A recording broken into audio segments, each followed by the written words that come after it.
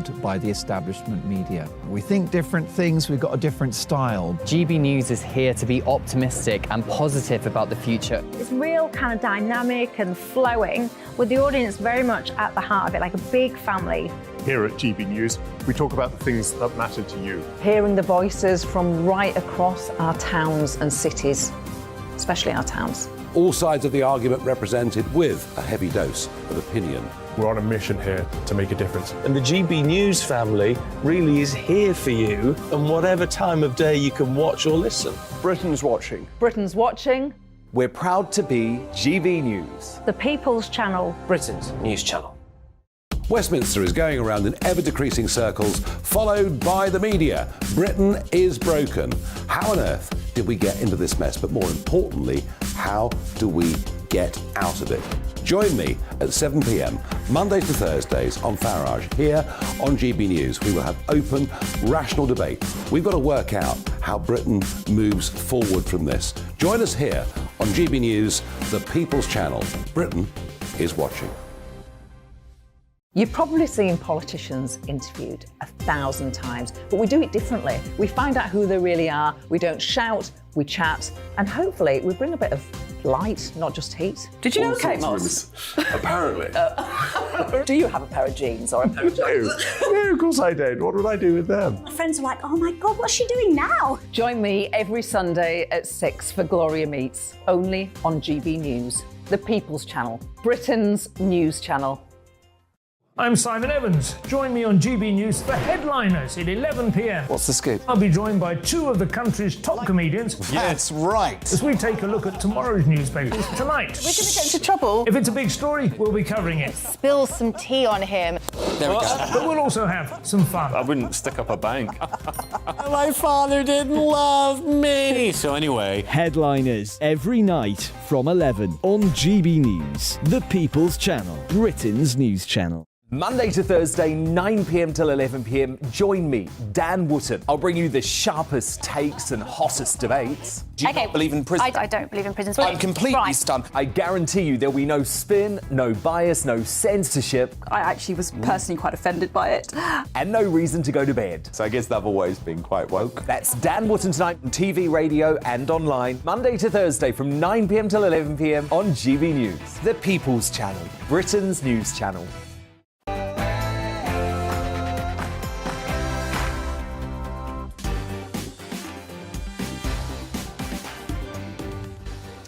It's coming up to 9 o'clock on television, on radio and online in the United Kingdom and across the world. This is Mark Dolan Tonight. In my big opinion, forget about the speeding fine. Suella Braverman's great crime is trying to bring down immigration, backing Brexit and taking on the woke Taliban. This non-story amounts to a coup, and Rishi Sunak must stand by his Home Secretary or he has no chance of winning the next election. Hold your line, Rishi. My Mark Meets guest is the MP who survived a murder attempt by an Islamic extremist in 2010, who came that close to being stabbed to death. He spent 30 years in Parliament and he's seen it all. Sir Stephen Timms tells his incredible story later this hour. In my Take at 10, with job adverts and theatre performances excluding people based on skin colour, it's so-called anti-racists who are the worst offenders. The wise words of Martin Luther King feel like a distant memory in 2023. And this surprised me. Brexit supporters are having a bit of a nervous breakdown, saying Brexit's a disaster. Well, let me tell you, it's not perfect, but we're out. And I'll be launching my staunch defence of our departure from the bloc after 10.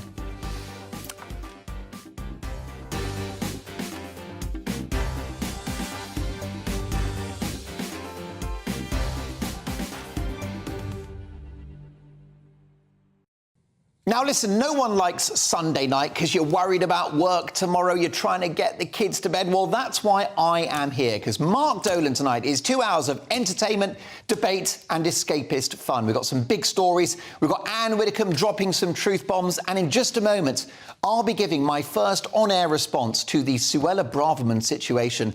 Should she stay? Should she go? Find out after the headlines with the excellent Ray Addison.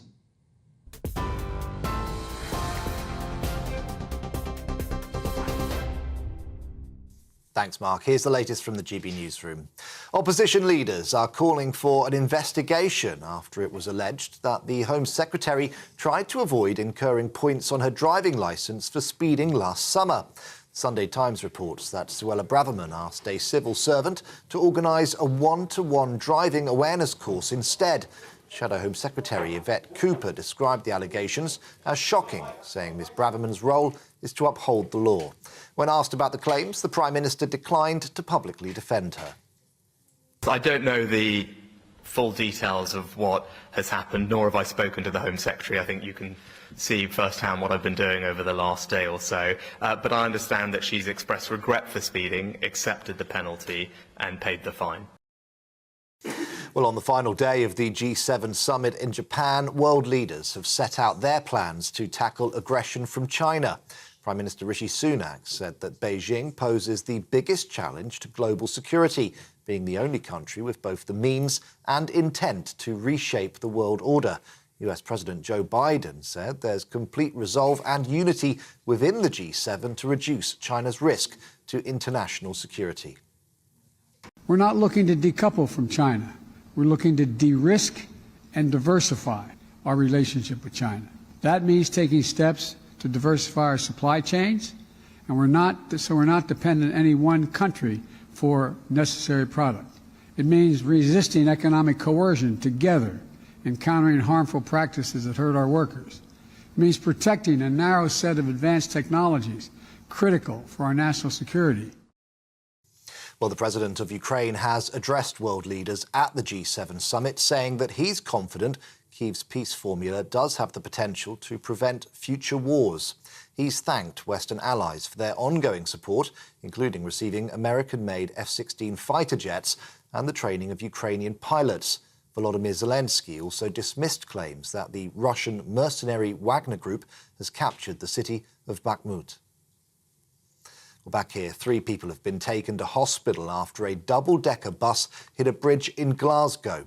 The vehicle struck the underside of a railway bridge in Tradeston earlier on, shearing its roof off and becoming wedged stuck. Police temporarily closed a number of roads while passengers were treated at the scene. All trains were stopped and engineers from Network Rail Scotland were brought in to check that the bridge was safe to reopen. Prince of Wales has joined Royal Navy submariners preparing to take on a transatlantic rowing challenge. The Duke of Cambridge released a video earlier of his visit to a training session organised by the HMS Audacious crew. In 2019, they began raising money to support the mental health of colleagues. So far, they've raised over £110,000. We're on TV, online on DAB+ radio and on TuneIn 2. This is GB News. Back now to Mr. Dolan.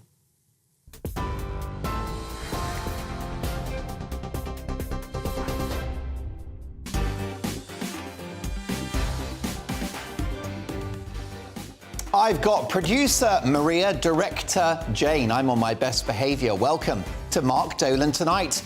In my big opinion, forget about the speeding fine. Suella Braverman's great crime is trying to bring down immigration, backing Brexit and taking on the woke Taliban. This non-story amounts to a coup, and Sunak must stand his ground, and he must stand by his Home Secretary, or he will lose the next election. That is my big opinion in just a moment. In the big story, I'll be asking, should Suella Braverman be resigning over the speeding fine? I'm fascinated by the guest on that. We've got Nick Freeman, Mr. Loophole, a top lawyer, to tell us whether Braverman actually did anything wrong. Also tonight, I'll be speaking to a young person who dares to have traditional small c conservative views. He broke the internet with this speech at a conference earlier in the week. Take a listen. Throughout the world, we're seeing the rise of a new dangerous ideology, woke. Wokeism has infected Western civilizations under the guise of liberalism. Well, Kane Blackwell has since been dumped by his so-called friends. He tells his extraordinary story later. My Mark Meets guest is the MP who survived a murder attempt by an Islamic extremist in 2010. He came that close to being stabbed to death. He has spent 30 years in Parliament and he's seen it all. Sir Stephen Timms, MP, joins us shortly. In My Take at 10, with job adverts and theatre performances excluding people based on skin colour, it's so-called anti-racists who are the worst offenders. The wise words of Martin Luther King feel like a distant memory. And this surprised me. Brexit supporters are having a bit of a nervous breakdown, saying Brexit's a disaster. Look, it's not perfect, but we are out. I'll be launching my staunch defence of our departure from the bloc after 10, and I've got the numbers to back it up. Tonight's newsmaker is the formidable Anne Widdecombe, who'll be tackling the big stories of the day in her unique and no-nonsense way. A fascinating question for Anne tonight. Today is the day where the Tories are longer in power than New Labour. So have they wasted 13 years of power? I'll be asking Anne. Mark Dolan tonight is the home of the papers with tomorrow's front pages at exactly 10:30, with three top pundits who haven't been told what to say and who don't follow the script, something you might have discovered if you watched last night's show. Tonight, Annunciata Rees-Mogg, Nigel Nelson and Angela Epstein. Tonight I'll be asking the pundits, can Labour fix the NHS? As the government boost the rights of renters to have animals at home, is having a pet a human right? And have Brits fallen out of love with foreign holidays? Plus your emails, especially the spicy ones, mark@gbnews.uk. This show has a golden rule. We don't do boring, not on my watch. I just won't have it. Lots to get through. It is Sunday night. Let's have a chuckle along the way, but some big debates. First up, my big opinion.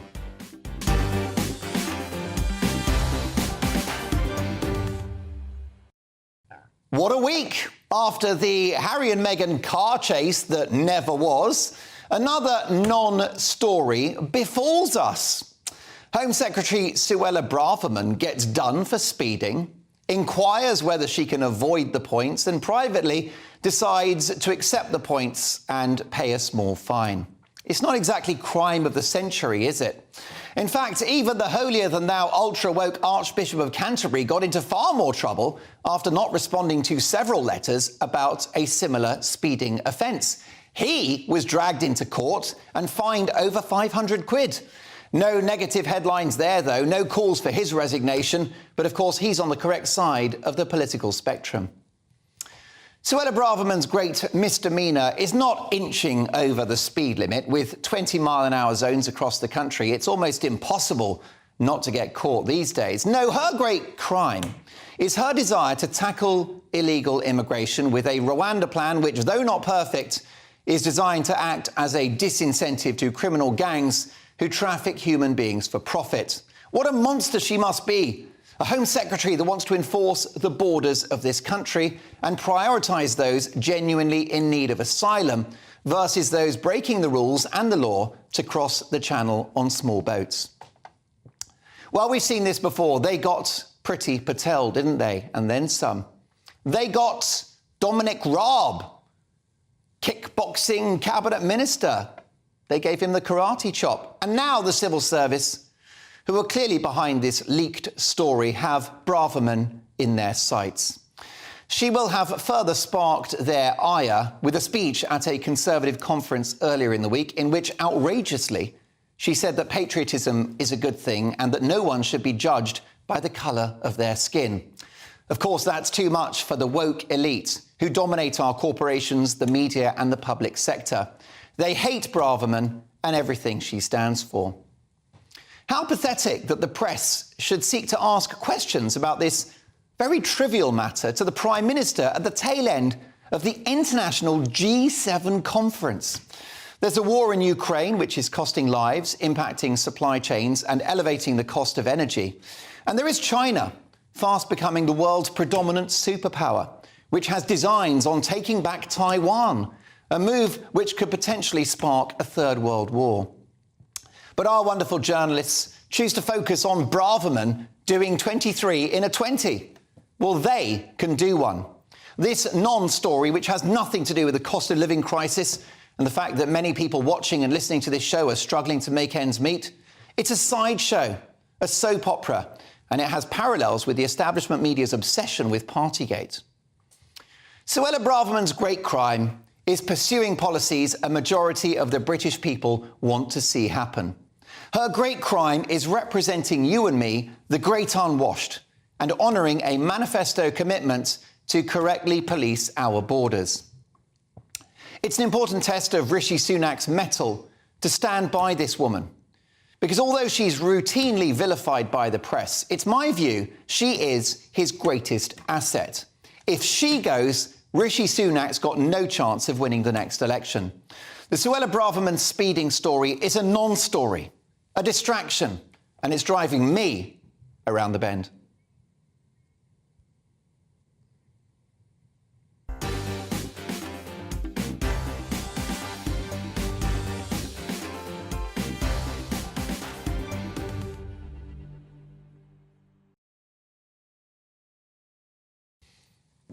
Brilliant stuff. Your reaction, please. Should she stay? Should she go? That's the topic of our text poll. Do check it out on Twitter. I'll get to your emails shortly. First reaction from my fantastic pundits tonight.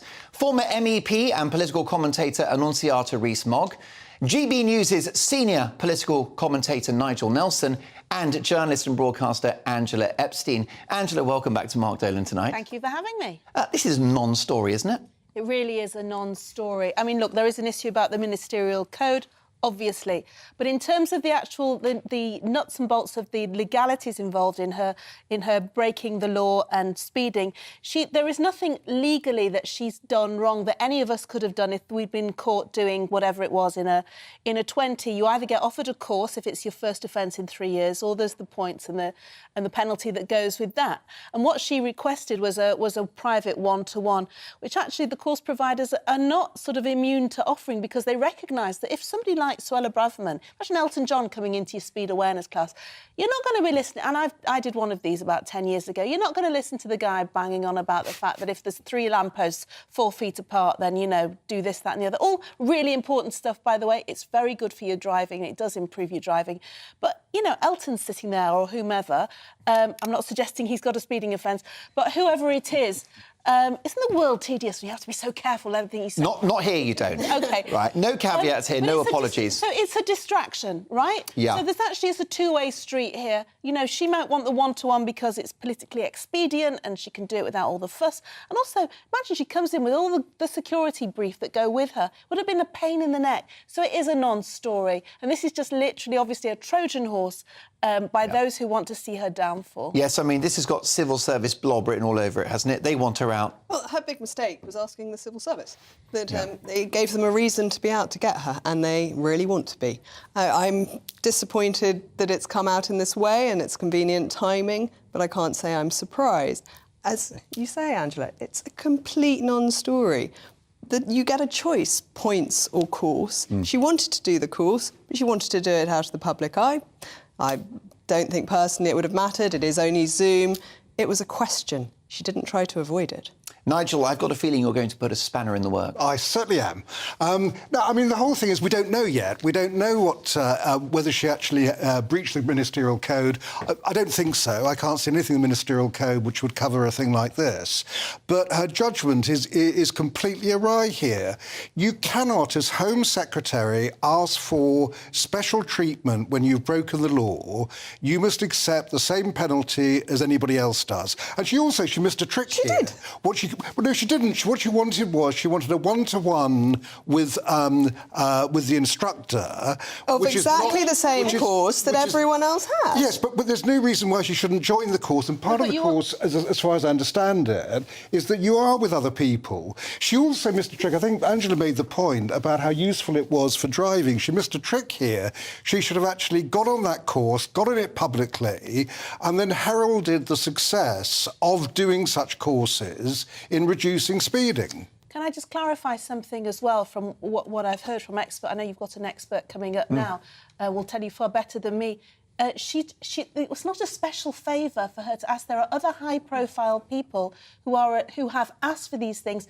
It may be at the discretion of the authorities whether you get the green light for that, but it's not like this was a kind of backhander under the table and I'll get this special one-to-one thing. So I think the way that the story has been spun to suggest that there are special situations and protocols available for her because she's a minister is completely, Well, shouldn't there be an investigation to get to the bottom of that, which is what Labour and the Lib Dems are calling for? No, but what I'm saying is there's a fundamental issue here, which is that it is not as if that she's requested something which doesn't already exist as an option for certain people in certain situations. The suggestion is that this is completely outlandish and never before has somebody asked for a one-to-one speed course. No, I mean, if she wants to ask colleagues whether there's a way she can keep this out of the newspapers, she's entitled to do that if she hasn't broken the rules. Should she stay? Should she go? Let me know your thoughts at GB News. mark@gbnews.uk is our email. We're going to be speaking to top lawyer, Mr. Loophole, next, Nick Freeman, and he'll give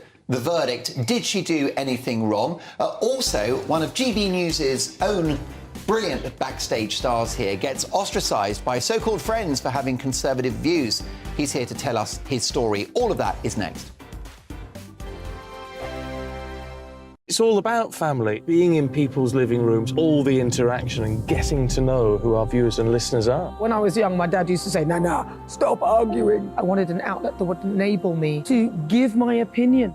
People are going through a really hard time right now, and I know that you don't feel like you're being listened to by the establishment. I came to GB News because it's the People's Channel, and I want the audience to have their say on the events of the day. We're dynamic. We do something different. Democracy shows that the wisdom of the nation is in its people.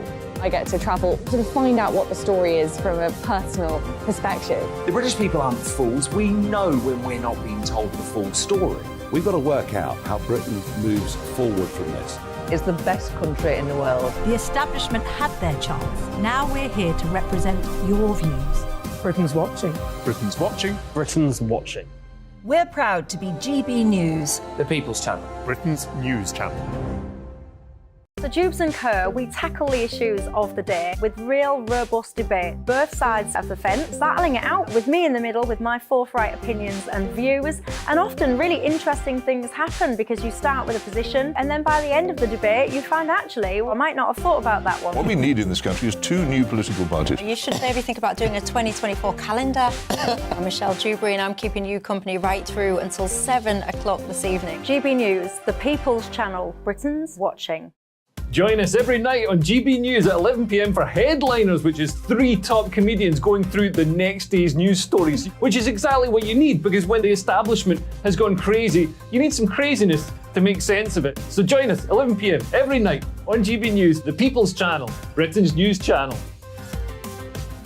Join me, Camilla Tominey, on Sunday mornings from 9:30, taking the politicians to task and breaking out of SW1 to see how their decisions are affecting you across the UK. Bursting the Westminster bubble every Sunday morning, only on GB News, the People's Channel. Britain's watching. I'm Andrew Doyle. Join me at 7 o'clock every Sunday night for Free Speech Nation, the show where I tackle the week's biggest stories in politics and current affairs with the help of my 2 comedian panellists and a variety of special guests. Free Speech Nation, Sunday nights from 7 on GB News, the People's Channel, Britain's news channel. I'm Mark White. As GB News Home and Security Editor, I cover those key issues that are so important to you. Our authorities, our communities doing all they can to combat violent crime. With the public services under unbearable strain, why are we still failing to control our borders? Defence, the first priority of any government, has been continually hollowed out. Can we trust our politicians to protect the armed forces? Join me, Mark White, on GB News.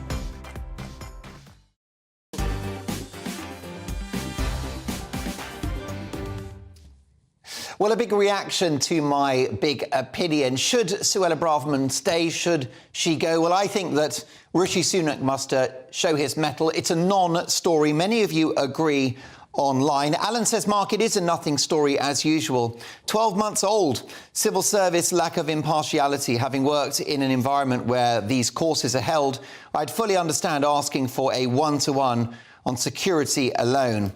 when you see who attends them. Caroline, she should stay 100%. Richard says this is another attack from the intolerant, be kind left. Rishi must not only stand by his Home Secretary, but call it out for what it is, a non-story of nastiness against the Tories. She should stay, says Jeff. It seems like she's doing more to stop the boats than the Prime Minister himself. Well, I do think she's become a totemic figure. I think that he'd be very brave to sack Braverman, but keep those emails coming, mark@gbnews.uk. So, look, let's get into this next part of the show. Looking forward to this interview.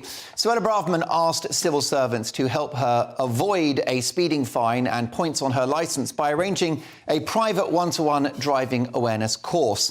The arrangement, which the Home Secretary sought after being caught speeding last summer, would have meant she would not have to attend an in-person course with other motorists, or an online one where her name and face would be visible on camera to other participants. When the civil servants refused to help, she turned to a political aide who tried to persuade the course provider to agree to the arrangements. After the requests were refused, Braverman, who is a barrister and in charge of law enforcement, pulled out and opted to take the 3 points on her licence. So is this a resigning matter? Did she do anything wrong? Let's get the views now of top lawyer Nick Freeman, nicknamed Mr. Loophole, who has helped many members of the public and celebrities navigate the rules around speeding convictions. Hi, Nick. Is Suella Braverman in the wrong? Does she have a case to answer? She's certainly not in the wrong for requesting a one-to-one course. I've provided or facilitated many one-to-one courses with celebrity clients, well-known people, and indeed have been contacted proactively by course providers who have said, look, we don't want the distraction. Would you please take your instructions from your client and see if your client will be happy to have a one-to-one? So there's nothing untoward about that whatsoever. It's commonplace. It's not in the majority of cases, granted you, but under certain circumstances, whether it's because of their degree of celebrity or security or what have you. Well, ultimately, I think we need to remember, Mark, these courses are designed to educate and to make our roads safer. And what you don't want is someone on the course who proves to be a great distraction. And that's why the course providers sometimes say, look, we'd be better off without you. We're better off just having you on Zoom by yourself, and that will work. That's working fine. So there's no problem there at all, so far as I'm concerned. And as I say, it's fairly commonplace for us. It's the same reason, Nick, why celebrities don't appear in juries very much, do they? Absolutely, and lawyers don't. I'm 66. I've never been asked to do jury service, which is a shame because it's something I very much enjoy. So lots of people don't get to do these, what you might regard as being sort of the dutiful things that we do as part of our society, as part of our community.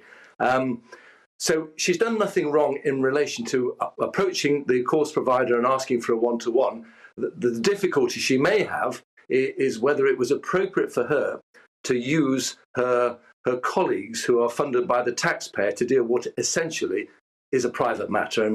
And you know, whether or not she's breached the ministerial code, well, experts in relation to that will adjudicate if there is an investigation. But really, this isn't or shouldn't be a big story, and I think it's politically motivated. Look, she shouldn't have been speeding. What she should have done, you might well say, is she should have come out straight away and said, look, I'm thoroughly embarrassed. I was Attorney General at the time. I'm now Home Secretary. This is a huge embarrassment to me and my family. I'm ashamed of myself. I'm going to do a course, and I'm going to do it because I want to be a better, safer driver. And I think she would have won many political pundits if she'd done that, plaudits if she'd done that. But she's lost that opportunity, and actually she's caused a bit of a mess by the way this has been reported. Should she go? In my view, absolutely no. What she should have done is actually got a lawyer to deal with it for her. And then, of course, she would have been protected by confidentiality, by privilege, and none of us would be having this conversation now. Indeed so. Well, if you need top legal advice in relation to a motoring offence, Nick Freeman is your man, Freeman & Co. Solicitors. Nick, great to catch up, and we'll speak again soon. Thank you, Mark. I'll get to the results of our text poll. Should Suella Braverman resign over her speeding offence? But let's move on to another fascinating story, disproving the theory that no young people have small c conservative views. A talented journalist called Kane Blackwell broke the internet with this speech at the National Conservatism Conference earlier in the week. Here's what he had to say. Throughout the world, we're seeing the rise of a new dangerous ideology, woke. Wokeism has infected Western civilizations under the guise of liberalism.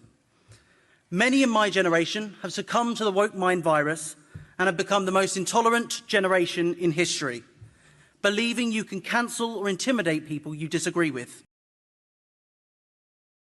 Well, following this appearance, Kane has revealed online that he has been dumped by his social circle, losing a number of so-called friends, presumably for having the wrong views. It just so happens that Kane Blackwell is one of Dan Wootton's producers here at GB News, and I'm not one to ignore a story on our own doorstep. Kane, welcome to the show. Thank you very much, Mark. Can you tell me what these terrible views are that you hold, which has caused you to lose friends? Well, you say small C conservative views. I call them mainstream views. I mean, I suppose the most outrageous thing that I may have said is that a woman can't have a penis, which I stand by. I fundamentally believe Which that. would have got you an A in biology 10 years ago. Would have done. Now it'll get you cancelled. Exactly. I mean, views that 5 years ago even, that, were considered mainstream and fact, are now being challenged and I suppose not even challenged, really, are being disregarded as crazy views that we can't have and that people are not allowed to talk about. So what happened to you? You've been on Twitter explaining the fallout in terms of your own personal life. Yeah, so, I mean, I spoke at the Conservative Democratic Organisation conference. I'm the chairman of the Young Conservatives Democratic Organisation. Yeah, forgive my... correct the detail. It was not the National Conservatism. It was the CDO. CDO. So I spoke at that conference and I was invited to a birthday party a couple of weeks ago.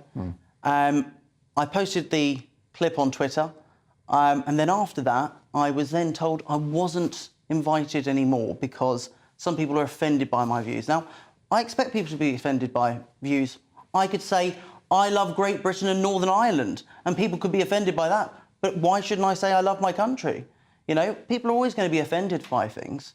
We've just got to be able to put things aside and say, actually, look, I know you personally, we get on, let's just park the politics. And I think that's only fair. How long have you known some of those people who have now disowned Since you? secondary school. So I've known these people since, I've been sort of 13, 14, Yeah. I'm 23, 24 at the end of the week.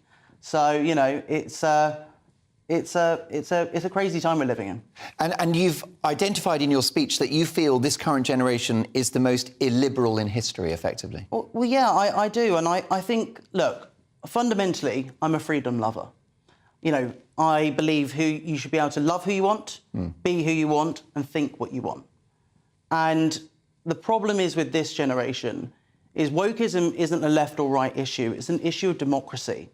If we are not allowed to express how we feel and then not be ridiculed, cancelled or disregarded for it, how do we ever move forward? How do we ever bring debates, forward and actually, get solutions that really help people? If we aren't allowed to debate things and we aren't allowed to say our views, then where do we go from here? Yes, I mean, do you see a way out of this wokeness? Because it's clearly now within our corporations, a lot of the media, the political class, even some of the Tories are pretty woke now. So where do you see this heading? Do you think that it could be defeated, this sort of terrible illiberal wave that's happening? I think what we need to do, and look, young people, not every young person is woke.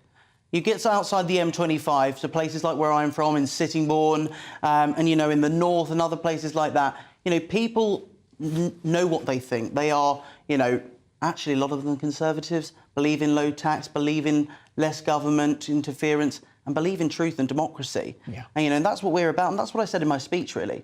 This is what the Conservative Party needs to do, is speak to those people, because they're out there, and they're in their masses. They're the silent majority. The Conservative Party has to speak to those people, and if they don't, then we'll never win young people over again. You know quite a lot about the inner workings of the civil service. Do you think that Suella Braverman has a case to answer here? No. I mean, look, I used to work for Priti Patel and, I saw how Priti was basically defamed and called a bully because civil servants don't like an ethnic minority woman who's a Conservative in government and wants to get stuff done. That's the problem. And it's the same with Suella. We've seen it with Dominic Raab, we've seen it with Suella, we've seen it now with Steve Barclay as well. Yeah. The point is they want to get rid of these people. And what do they all have in common? they're Brexiteers. It's not a coincidence, Mark. This is happening because they are Brexiteers and they want to, the civil service want to stop Brexit and overturn these sorts of conservative values.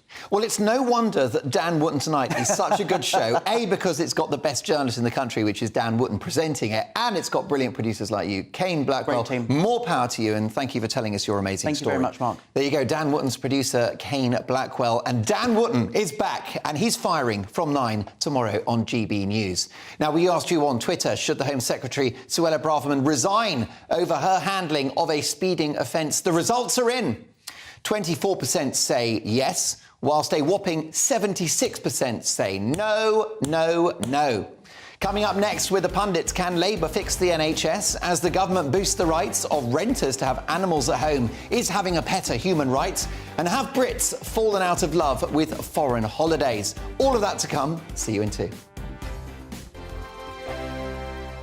I joined GB News because I was sick and tired of not hearing my views being represented, not just mine, but so many people that I knew and spoke to. I just couldn't get my voice out there. I couldn't say anything. I couldn't do anything. Whatever the narrative was, I kind of had to follow it. GB News is there to provide a voice for those who have been ignored by the establishment media. We think different things, we've got a different style. GB News is here to be optimistic and positive about the future. It's real kind of dynamic and flowing, with the audience very much at the heart of it, like a big family.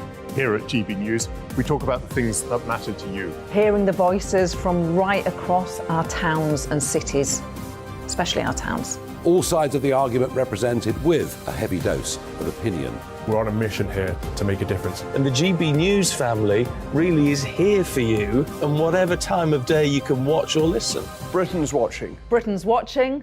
We're proud to be GB News. The People's Channel. Britain's news channel. Westminster is going around in ever-decreasing circles, followed by the media. Britain is broken. How on earth did we get into this mess? But more importantly, how do we get out of it? Join me at 7 p.m, Mondays to Thursdays on Farage, here on GB News. We will have open, rational debate. We've got to work out how Britain moves forward from this. Join us here on GB News, the People's Channel. Britain is watching. You've probably seen politicians interviewed 1,000 times, but we do it differently. We find out who they really are, we don't shout, we chat, and hopefully we bring a bit of light, not just heat. Did you know Kate Moss? Apparently. Do you have a pair of jeans or a pair of jeans? No, of course I don't. What would I do with them? My friends are like, oh my God, what's she doing now? Join me every Sunday at 6 for Gloria Meets, only on GB News, the People's Channel, Britain's news channel. I'm Simon Evans. Join me on GB News for Headliners at 11 p.m. What's the scoop? I'll be joined by 2 of the country's top comedians. That's right. As we take a look at tomorrow's newspapers tonight. We're going to get into trouble. If it's a big story, we'll be covering it. Spill some tea on him. There we go. But we'll also have some fun. I wouldn't stick up a bank. My father didn't love me. So anyway. Headliners every night from 11 on GB News, the People's Channel, Britain's news channel. Monday to Thursday, 9 p.m. till 11 p.m. Join me, Dan Wootton. I'll bring you the sharpest takes and hottest debates. Do you not believe in prison? I don't believe in prisons. I'm completely stunned. I guarantee you there'll be no spin, no bias, no censorship. I actually was personally quite offended by it. And no reason to go to bed. So I guess they've always been quite woke. That's Dan Wootton Tonight on TV, radio and online. Monday to Thursday from 9 p.m. till 11 p.m. on GB News. The People's Channel, Britain's news channel.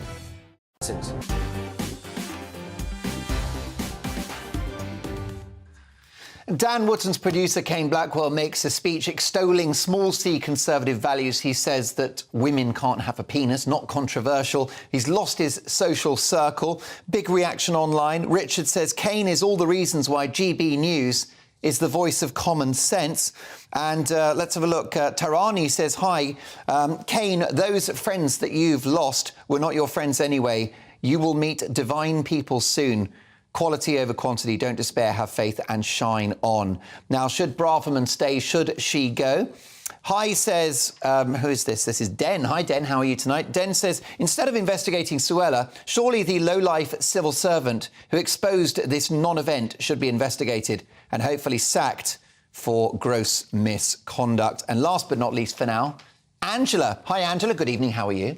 Angela says, hi, Mark, these civil servants are sickening. They should be named and shamed. The civil servant that revealed this non-story to the press must be outed. It's a diversion with a political slant. She is proactive on reducing immigration and does a great job for this country. Leave her be, you vicious swines. There you go, Angela not pulling her punches.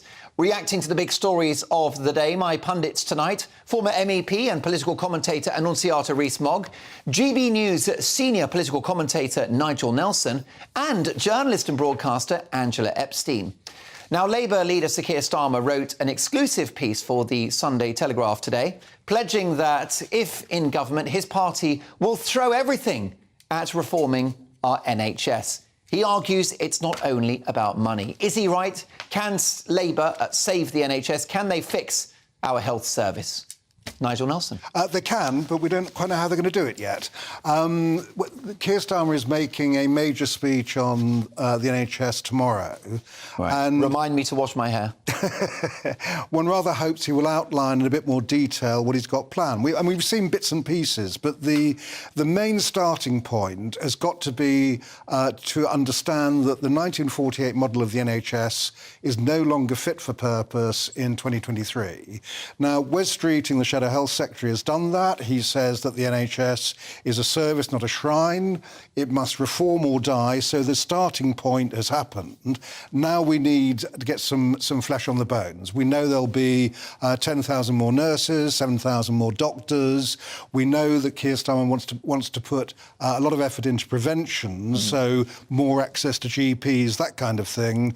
Still awaiting to see how he deals with social care, but we might know a bit more tomorrow. I mean, it's an interesting position from Starmer not to focus on money, which is normally the Labour answer to all problems. Well, his only reference to money in his article is to improve testing drugs on British patients because we've got such a huge baseline to do it from, which would apparently increase the revenues by 450 million.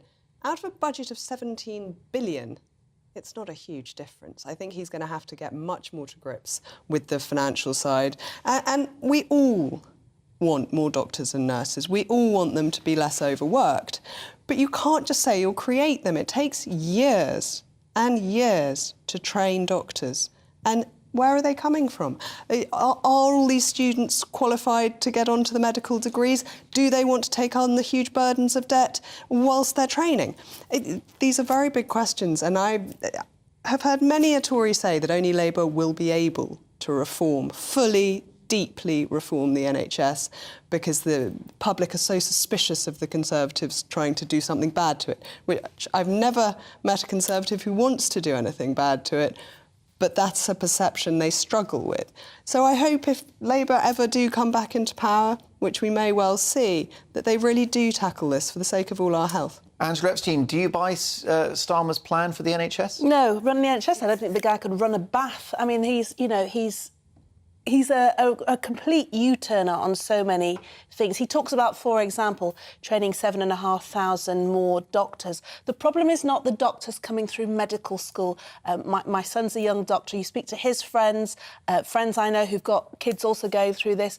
The issue is not that. What happens is you train them for 5 or 6 years post-qualification, and then there aren't enough positions for their extended specialist training. So what do? They've spent 6 years out of medical school. We've spent a fortune on them, and suddenly there aren't enough posts for them to go to, and that's when they start going abroad and doing different things. So it's not about putting more kids through the system and training them in terms of being in medical school. It's further on down the system.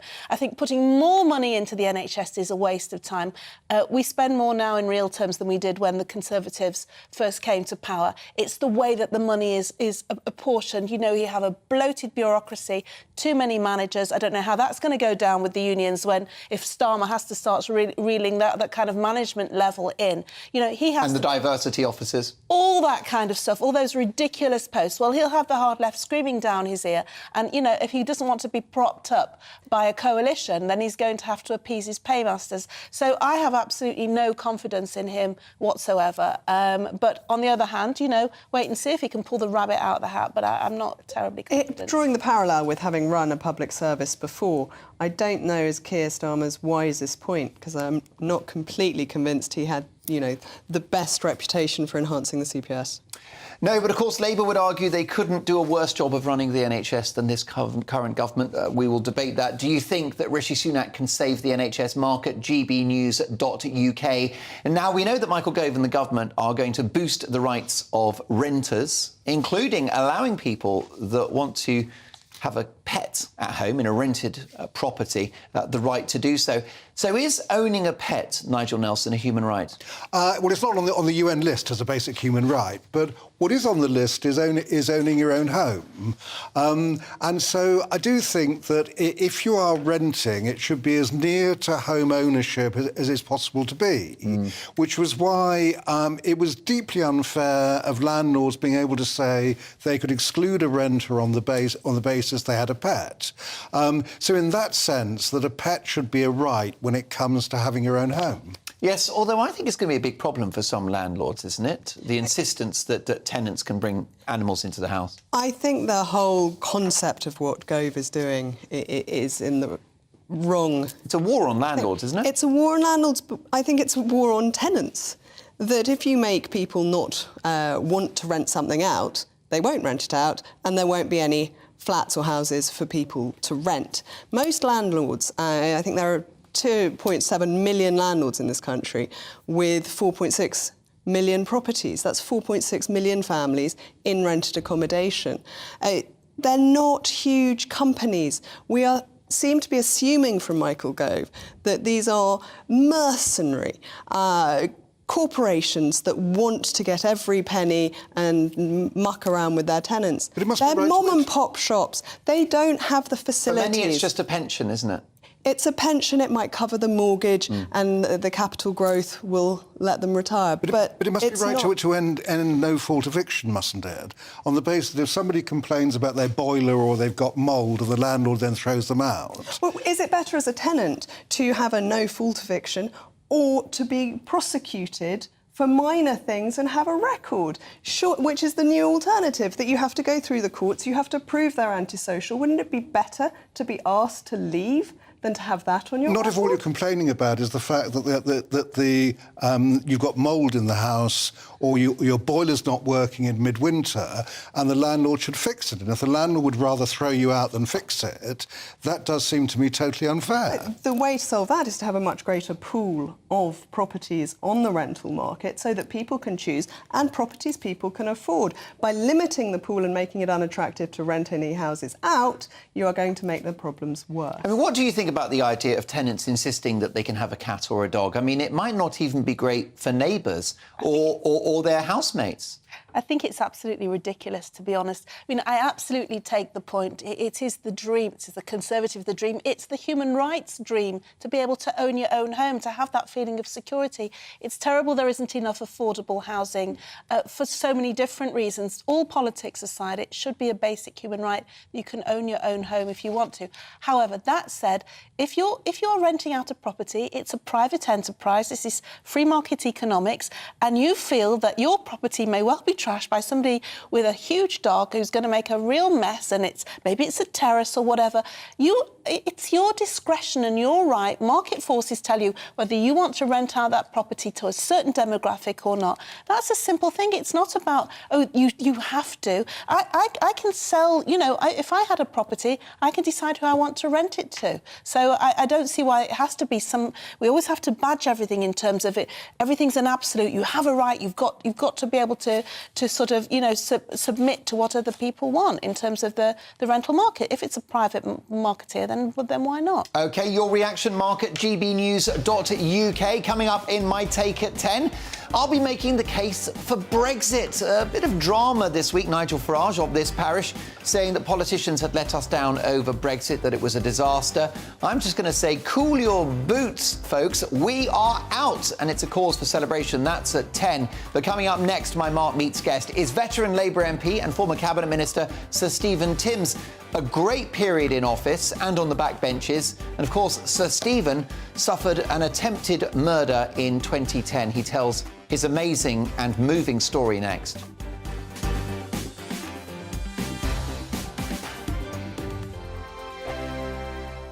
Monday to Thursday nights on GB News. At 6, it's Dubes & Co. 7 o'clock, Farage. At 8, join Jacob Rees-Mogg. And at 9, Dan Wootton Tonight, followed by Headliners. On TV, radio and online. This is GB News.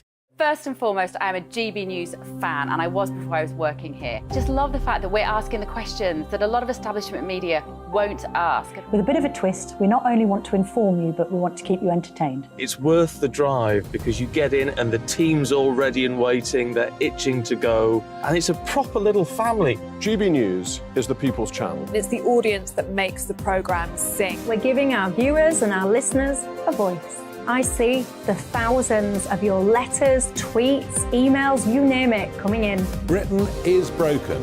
How on earth did we get into this mess? But more importantly, how do we get out of it? The establishment had their chance. Now we're here to represent you. It's time for something different.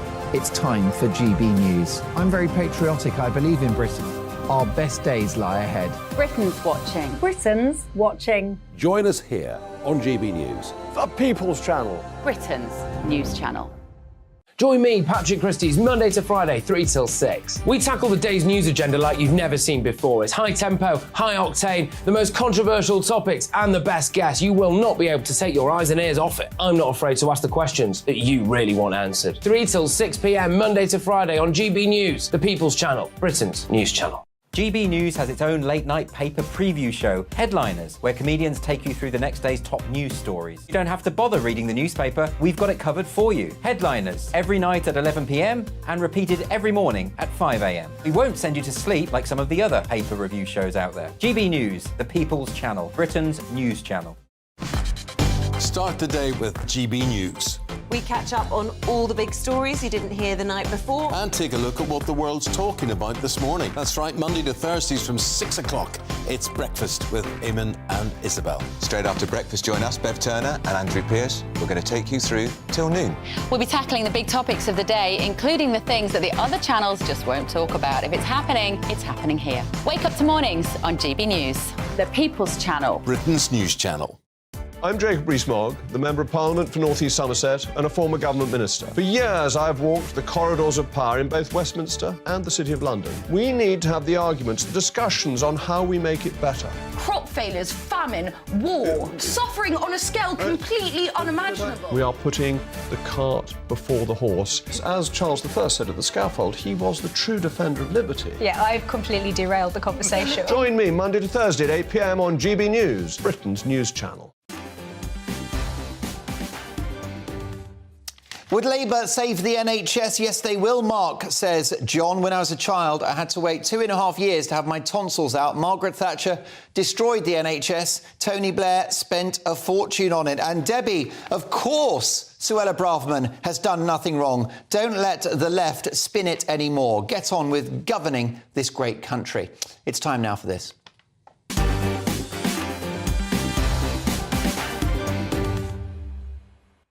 Yes, it's time now for Mark Meets, and this evening, Sir Stephen Timms, the Labour Member of Parliament for East Ham in London. He served under Tony Blair and Gordon Brown in several key roles, including Chief Secretary to the Treasury. In May 2010, he survived an attempted murder by Islamic terrorist Rosharana Chowdhury, who stabbed him twice in the abdomen at his constituency surgery. She was convicted of attempted murder and sentenced to life imprisonment. Stephen Timms served on the official opposition front bench as Shadow Minister for Employment and Shadow Secretary of State for Work and Pensions. In 2021, the then Prime Minister Boris Johnson appointed Timms as the UK's trade envoy to Switzerland and Liechtenstein, and he was knighted in the 2022 birthday honours for political and public service. Sir Stephen Timms, welcome to Mark Dolan tonight. Thank you for inviting me. Lovely to have you on the programme. My first night of the weekend. You were in the House of Commons in the years leading up to the New Labour landslide of 97. I think you entered the House in 94. Is there a similar mood or optimism in the party right now? Well, there certainly is a good deal of optimism, yes, particularly following the local election results of earlier this month. I'm not sure there's quite the sort of euphoria that there was in the run-up to 97. I think this time it's a more of a kind of steady progress building up from the terrible position we found ourselves in after the 2019 election, worst election result we'd had since the 1930s. But we're making very substantial progress, and the local council results were a really encouraging reflection of that. Indeed. Now, you served under Tony Blair, a divisive but formidable operator. How do you rate Keir Starmer, Sir Stephen? Well, I think Keir's doing a great job. As I say, he had a mountain to climb when he became party leader soon after the 2019 election. And we are now well on our way to getting over that mountain. He's not the same as Tony Blair. He's a different character. Tony Blair had a very remarkable charisma. But, you know, I think there are benefits to Keir's steady, reliable approach. And I think it's going to put us in good stead when the general election comes along. Although, Sir Stephen, are you fed up with Keir Starmer's flip-flops? Whether it's changing his mind about nationalising industries, campaigning for Jeremy Corbyn to be Prime Minister, or previously wanting to have a referendum, a second referendum on Brexit. Now he's loving Brexit. That's not a great message for the voters, is it? That this guy can't make his mind up. No, I think, I mean, that's a sort of classic conservative jibe, which I don't think has any substance at all. I mean, I'm not a conservative. We all campaigned for... It's what my viewers and listeners think, Sir Stephen. We all campaigned for Jeremy Corbyn to be Prime Minister because we were campaigning for the Labour Party. And Keir Starmer did that along with the rest of us. Now, I think Keir is setting out in a very impressive way to rebuild confidence in our party, to deal with some of the very serious problems that we had in the wake of the 2019 election and the result of what had happened in the lead up to that. And step by step, we are getting where we need to be. And I'm very encouraged by it. And, as I said, I think that the local council elections this month were a very encouraging reflection of the progress that Keir has made. Now, Sir Stephen, you can be frank with me. You're on the back benches. You're off record. You were Chief Secretary to the Treasury, so you know how to crunch the numbers. Can Britain really afford a Labour government? If there's no money, what's the point in having a Labour government? Well, we need a Labour government. What is often suggested is that if you get a Labour government, then you'll run into economic problems. In fact, the record, of course, is different to that. When the rule at the time was that national debt was 40% of GDP. And now, of course, it's well over twice that. But worse than that, we had the extraordinary Liz Truss premiership when we did get a really serious economic crisis manufactured by the then government, the Prime Minister and the Chancellor. Now, that's the kind of thing that people fear would happen with the Labour government. Actually, it never happens with a Labour government. It did happen with the Conservative government. The Conservative Party chose Liz Truss to be its leader, and she went about, frankly, taking an axe to the economy, to stability, and we saw the massive problems that resulted. The Bank of England had to step in to avert an economic crisis. So we've had enough of that. We want to get rid of the people who did that to us, and we want a good economic team. Keir Starmer, Rachel Reeves running the economy in a sound way in the future. Maybe with a return for Sir Stephen Timms, who knows? Briefly, if you can, Sir Stephen, are you over the terrible trauma of your attempted murder in 2010? This woman set upon you at a constituency surgery. It's the most awful attack. Are you better, and do you feel like you've been able to process what happened to you? Well, I think, I mean, that's a sort of classic conservative jibe, which I don't think has any substance at all. I mean, we all campaigned for... Are you better, and do you feel like you've been able to process what happened to you? Well, I'm well, thank you. I did packing up, but the Royal London Hospital did a very good job. You know, it was 2 or 3 months before I was able to be fully back working as normal, but that was 13 years ago now, and I'm pleased to say that I'm in good shape. And I don't think I have any lasting problems arising from what was a very unpleasant experience. Well, look, more power to you. It's great to have you on the show. I do hope we get to speak again soon. My thanks to Sir Stephen Timms, Labour backbencher with an esteemed history on the Labour front bench. Next up, I'll be making the case for Brexit. Everyone seems to be giving up on our departure from the bloc. Find out why it's the best thing that's ever happened.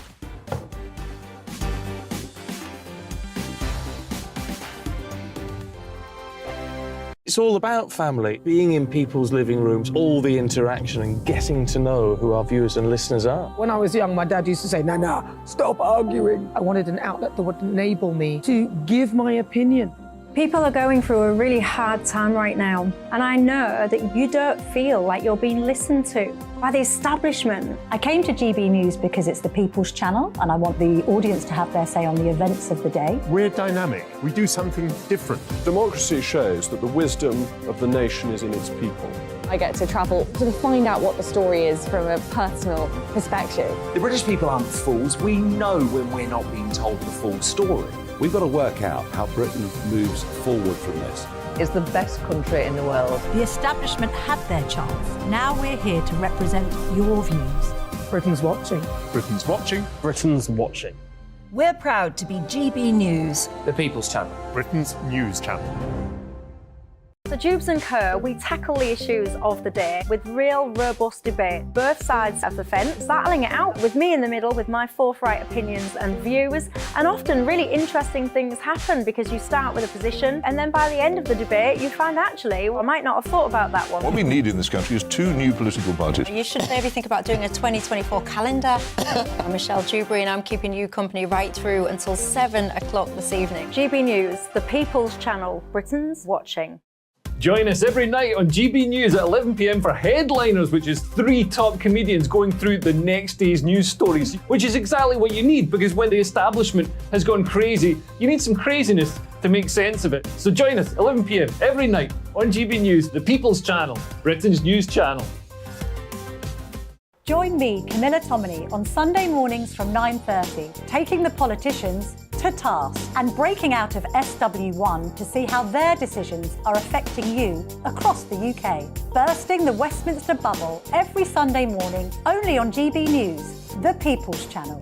Britain's watching.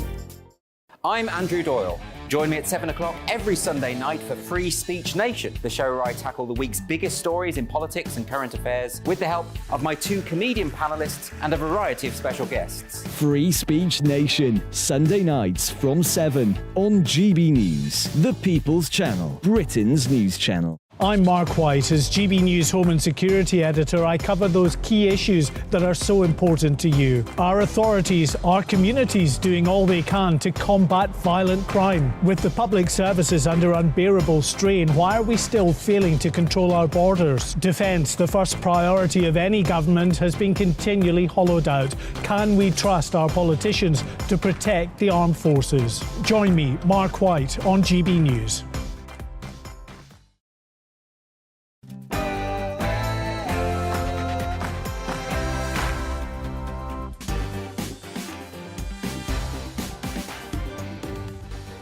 It's 10 o'clock on television, on radio and online in the United Kingdom and across the world. This is Mark Dolan Tonight. In my take at 10, with job adverts and theatre performances excluding people based on skin colour, it's the so-called anti-racists who are the worst offenders.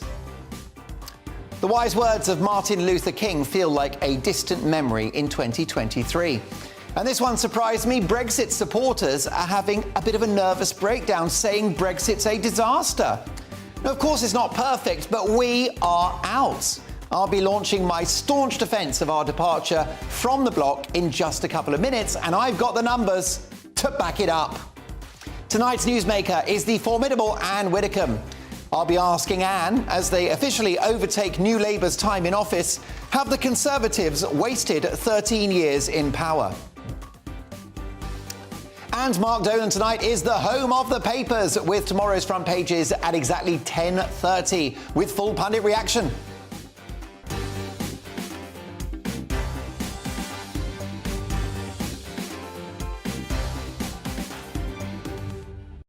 So a busy hour to come. First up, the headlines with Ray Addison.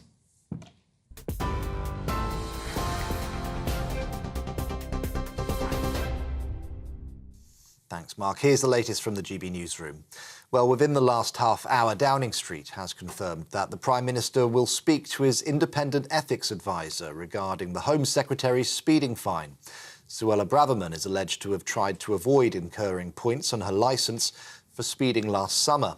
Sunday Times reports that she asked a civil servant to organise a one-to-one driving awareness course instead.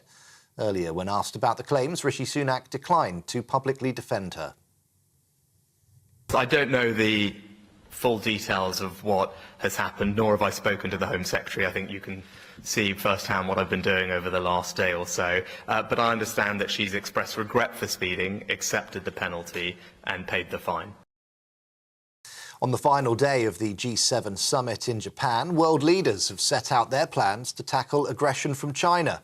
Prime Minister Rishi Sunak said that Beijing poses the biggest challenge to global security, being the only country with both the means and intent to reshape the world order. US President Joe Biden says there's complete resolve and unity within the G7 to reduce China's risk to international security. We're not looking to decouple from China. We're looking to de-risk and diversify our relationship with China. That means taking steps to diversify our supply chains, and we're not dependent on any one country for necessary product. It means resisting economic coercion together and countering harmful practices that hurt our workers. It means protecting a narrow set of advanced technologies critical for our national security. The President of Ukraine has addressed world leaders at the G7 summit, saying he's confident that Kyiv's peace formula has the potential to prevent future wars. He's thanked Western allies for their ongoing support, including receiving American-made F-16 fighter jets and the training of Ukrainian pilots. Volodymyr Zelensky also dismissed claims that the Russian mercenary Wagner Group has captured the city of Bakhmut. Well, 3 people have been taken to hospital after a double-decker bus hit a bridge in Glasgow. The vehicle struck the underside of a railway bridge in Tradeston, shearing its roof off and becoming wedge-stuck. Police temporarily closed a number of roads while passengers retreated at the scene. All trains were stopped and engineers from Network Rail Scotland were brought in to check that the bridge was safe to reopen. And the Prince of Wales has joined Royal Navy submariners preparing to take on a transatlantic rowing challenge. The Duke of Cambridge released a video of his visit to a training session organised by the HMS Audacious crew. In 2019, they began raising money to support the mental health of their colleagues. So far, they've raised over £110,000. We're on TV, online, on DAB Plus Radio and on TuneIn too. You're watching and listening to GB News. Back now to Mark.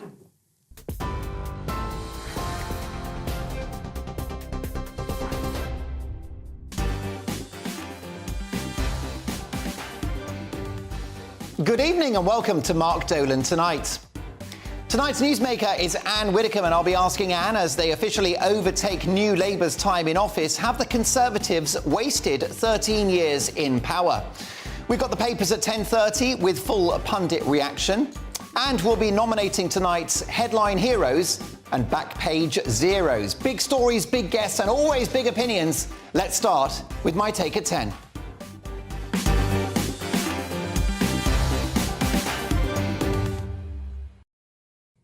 Racism's back, folks. After a Scottish education authority released a job advert aimed at non-whites, you heard me right, and after Transport for London similarly posted an opportunity limited to somebody of a minority ethnic background, we have an East London theatre group who are advertising a show exclusively for people of colour. Now, I'm no Rumpole of the Bailey, but isn't that illegal? And if not, Shouldn't it be? Whatever happened to the incredible Martin Luther King and his amazing message of judging by the content of your character rather than the colour of your skin? It's ironic that the woke Taliban, who are behind bonkers and divisive ideas like critical race theory, which says if you're white, you're basically racist but just don't know it, well, they're the ones who are guilty of the worst prejudice themselves. They find racism everywhere. Of course they do, with the latest things considered racist being the countryside, mathematics, and knitting. Oh, and my favourite new one, getting up early in the morning. Yes, that's racist too. Luckily, I enjoy a lie-in. When is this madness going to end? We are all brothers and sisters in the eyes of God. And it's time to come together as one community to tackle poverty and inequality, which affects all groups in our society, and lift up everyone. This country is a global beacon of diversity. And please name one other place which is more welcoming on the planet. But policies like this divide us and encourage social segregation. Black-only performances sounds like the brainchild of the appalling South African regime in the 1980s, not modern, diverse Britain. Racism is the most evil stain on humanity, so it's ironic that those who claim to be tackling it are the ones responsible for making it worse. These people find racism everywhere, except where it actually is, staring back at them in the mirror. Far be it from me, as somebody that voted Remain in 2016, to stand up for Brexit, but so be it. We've seen many headlines about my brilliant colleague Nigel Farage allegedly saying Brexit had been a disaster. Not so. That is not what Nigel said. He said that politicians have let the British people down in their delivery of it.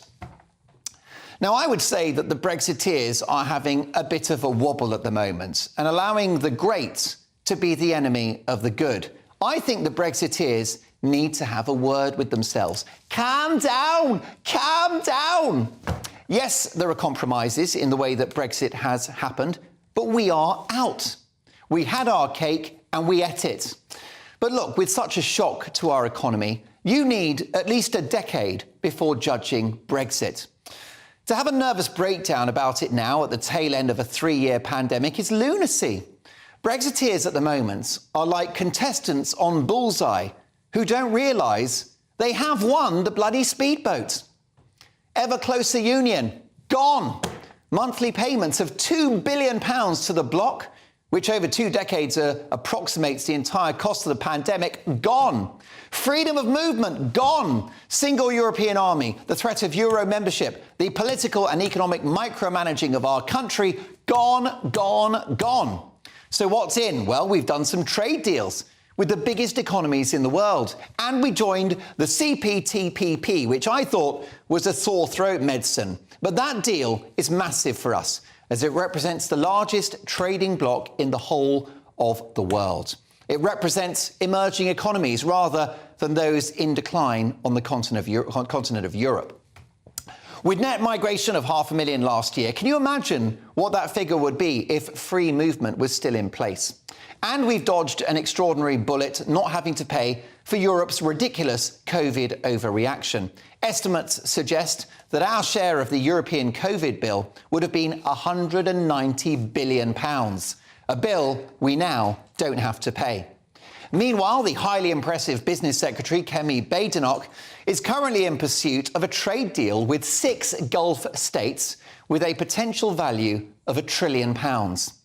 And what about those exports, which apparently are really suffering? Well, the Telegraph report that services exports grew by 17.8% from 2016 to 2022, the strongest growth in the G7, and far higher than neighbouring countries such as Italy, France, and wait for it, Germany.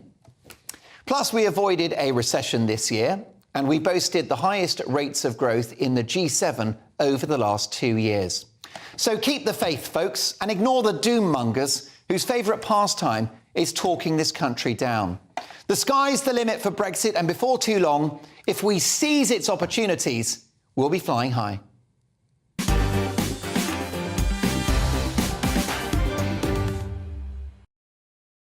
Your reaction, do you still back Brexit? Mark at gbnews.uk. Let's get reaction now from my brilliant pundits, former MEP and political commentator Annunziata Rees-Mogg, GB News senior political commentator Nigel Nelson, and journalist and broadcaster Angela Epstein.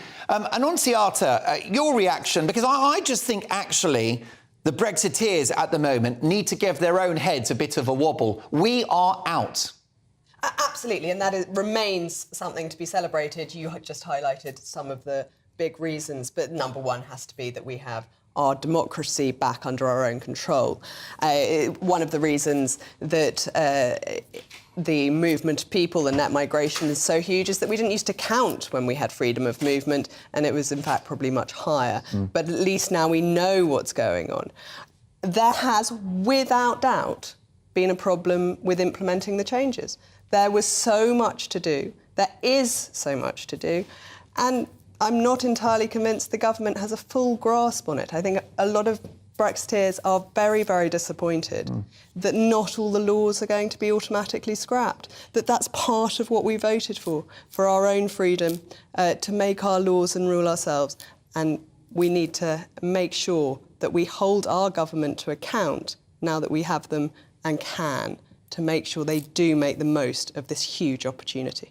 Well, Angela Epstein, I voted Remain, but I'm backing Brexit. I think it's the gift that keeps on giving. I've pointed out why in my take at 10, and I don't understand why the Brexiteers are having such a collective nervous breakdown about it.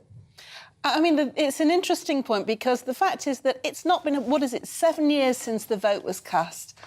In the lifetime of a country, that's a very short amount of time in order to be able to make very, very strong calculating decisions about how well we've done. And running in tandem with that is the fact that every time there is a hiccup, there is a suggestion that, well, that's Brexit. Brexit was a disaster. The recent news that Vauxhall don't want to develop their batteries here in this country, and because there'll be tariffs on them when they sell the cars abroad. That's a bigger issue about not having enough factories here to make batteries for electric cars. It's not a Brexit issue. We've also had the pandemic. We've also got the war in Ukraine. These are not excuses, but they are explanations. And I think what the Brexiteers need to remind themselves of is that this is a journey. You know, this is something that is an evolving process. It can't be done overnight, and that they should sort of, keep the faith and not look for reasons to say that this is a failure when such a short amount of time has passed. Definitely. Why, Nigel Nelson, as somebody that voted Remain, have I got to try to talk sense into Brexiteers to get with the programme, understand that it's a work in progress? I've outlined all the wins so far. There are many more. And the bottom line is that future governments have got a great potential with this country. We've got our sovereignty back. Well, I think the sovereignty issue is the main one. I mean, that's the reason that people voted for Brexit. I just wish that they would understand that there was a cost to doing that. And the question is, if you voted for Brexit because you wanted to return sovereignty back to the UK, take back control in Dominic Cummings' immortal words, then you voted for the right reason, but there is a price to pay. There's no cost. We're saving money. We've got trade deals that we No, we're not. No, we're not. Before, when we were in the bloc. We've got free trade agreement with the EU themselves. We've saved money on $2 billion a month on payments to Brussels, plus the COVID recovery bill, $190 billion. We're quids in, Nigel. Well, we're not quids in. Broadly, Brexit isn't a disaster, but we'll all be that little bit worse off. Oh, well, you disappoint me. I mean, Nigel, I think you just sound like another bitter Remainer to me. Annunziata, you're pretty close to a few high-profile Brexiteers. Do you think they need to get selling Brexit again? Because I think that they risk talking it down. It's that Michael Gove line, don't let the great be the enemy of the good. We have got to keep the pressure up to make sure this government delivers on the promise of Brexit. And I think the Brexiteers within the Tory ranks are doing that constantly, reminding them of what they promised and what they still need to do. But Annunziata, they're making Brexit sound like a failure, and it ain't. I think you've been listening to too many of the Ramonas, that they are happy to blame absolutely anything that happens to this country on Brexit, whether it's even vaguely connected or not. And we've got to get past this. We are where we are. We've got to make the most of it. And we've got huge opportunities ahead in terms of trade, in terms of freedom, in terms of controlling our destiny. Now, look, I know that I've got so many viewers and listeners who are supportive of Brexit. They love it. They're so glad that a democratic mandate was fulfilled. I've also got viewers and listeners who are very unhappy about Brexit. And I've got people watching this show who are suffering because of it, because they don't have free movement. They can't go and retire in Portugal. Their business is suffering. So I don't want to gloss over that. And absolutely, Nigel's right to say that it is a shock to the economy. It's a shock to our institutions. There's paperwork. But I think it's a work in progress. I think we'll get there in the end. But what's your view? Mark at gbnews.uk. Now we've got the papers at 10:30 sharp with some great headlines coming in. But next up, tonight's newsmaker is the formidable politics legend Anne Widdecombe. I'll be asking Anne, as they officially overtake New Labour's time in office, have the Conservatives wasted 13 years in power? And here's a question for you. What was better, 13 years of New Labour or 13 years of the Conservatives? Can you tell the difference? Mark at gbnews.uk. Anne Widdecombe's next. I joined GB News because I was sick and tired of not hearing my views being represented, not just mine, but so many people that I knew and spoke to. I just couldn't get my voice out there. I couldn't say anything. I couldn't do anything. Whatever the narrative was, I kind of had to follow it. GB News is there to provide a voice for those who have been ignored by the establishment media. We think different things, we've got a different style. GB News is here to be optimistic and positive about the future. It's real kind of dynamic and flowing, with the audience very much at the heart of it, like a big family. Here at GB News, we talk about the things that matter to you. Hearing the voices from right across our towns and cities, especially our towns. All sides of the argument represented with a heavy dose of opinion. We're on a mission here to make a difference. And the GB News family really is here for you, and whatever time of day you can watch or listen. Britain's watching. Britain's watching. We're proud to be GB News. The People's Channel. Britain's news channel. Westminster is going around in ever-decreasing circles, followed by the media. Britain is broken. How on earth did we get into this mess? But more importantly, how do we get out of it? Join me at 7 p.m, Mondays to Thursdays on Farage, here on GB News. We will have open, rational debate. We've got to work out how Britain moves forward from this. Join us here on GB News, the People's Channel. Britain is watching. You've probably seen politicians interviewed 1,000 times, but we do it differently. We find out who they really are, we don't shout, we chat, and hopefully we bring a bit of light, not just heat. Did you know Kate Moss? Apparently. Do you have a pair of jeans or a pair of jeans? No, of course I don't. What would I do with them? My friends are like, oh my God, what's she doing now? Join me every Sunday at 6 for Gloria Meets, only on GB News, the People's Channel, Britain's news channel. I'm Simon Evans. Join me on GB News for Headliners at 11 p.m. What's the scoop? I'll be joined by two of the country's top comedians. That's right. As we take a look at tomorrow's newspapers tonight. We're going to get into trouble. If it's a big story, we'll be covering it. Spill some tea on him. There we go. But we'll also have some fun. I wouldn't stick up a bank. My father didn't love me. So anyway, Headliners every night from 11 on GB News, the People's Channel, Britain's news channel. Monday to Thursday, 9 p.m. till 11 p.m. Join me, Dan Wootton. I'll bring you the sharpest takes and hottest debates. Do you not believe in prison? I don't believe in prison. I'm completely stunned. I guarantee you there'll be no spin, no bias, no censorship. I actually was personally quite offended by it. And no reason to go to bed. So I guess they've always been quite woke. That's Dan Wootton tonight on TV, radio and online. Monday to Thursday from 9 p.m. till 11 p.m. on GB News. The People's Channel, Britain's news channel.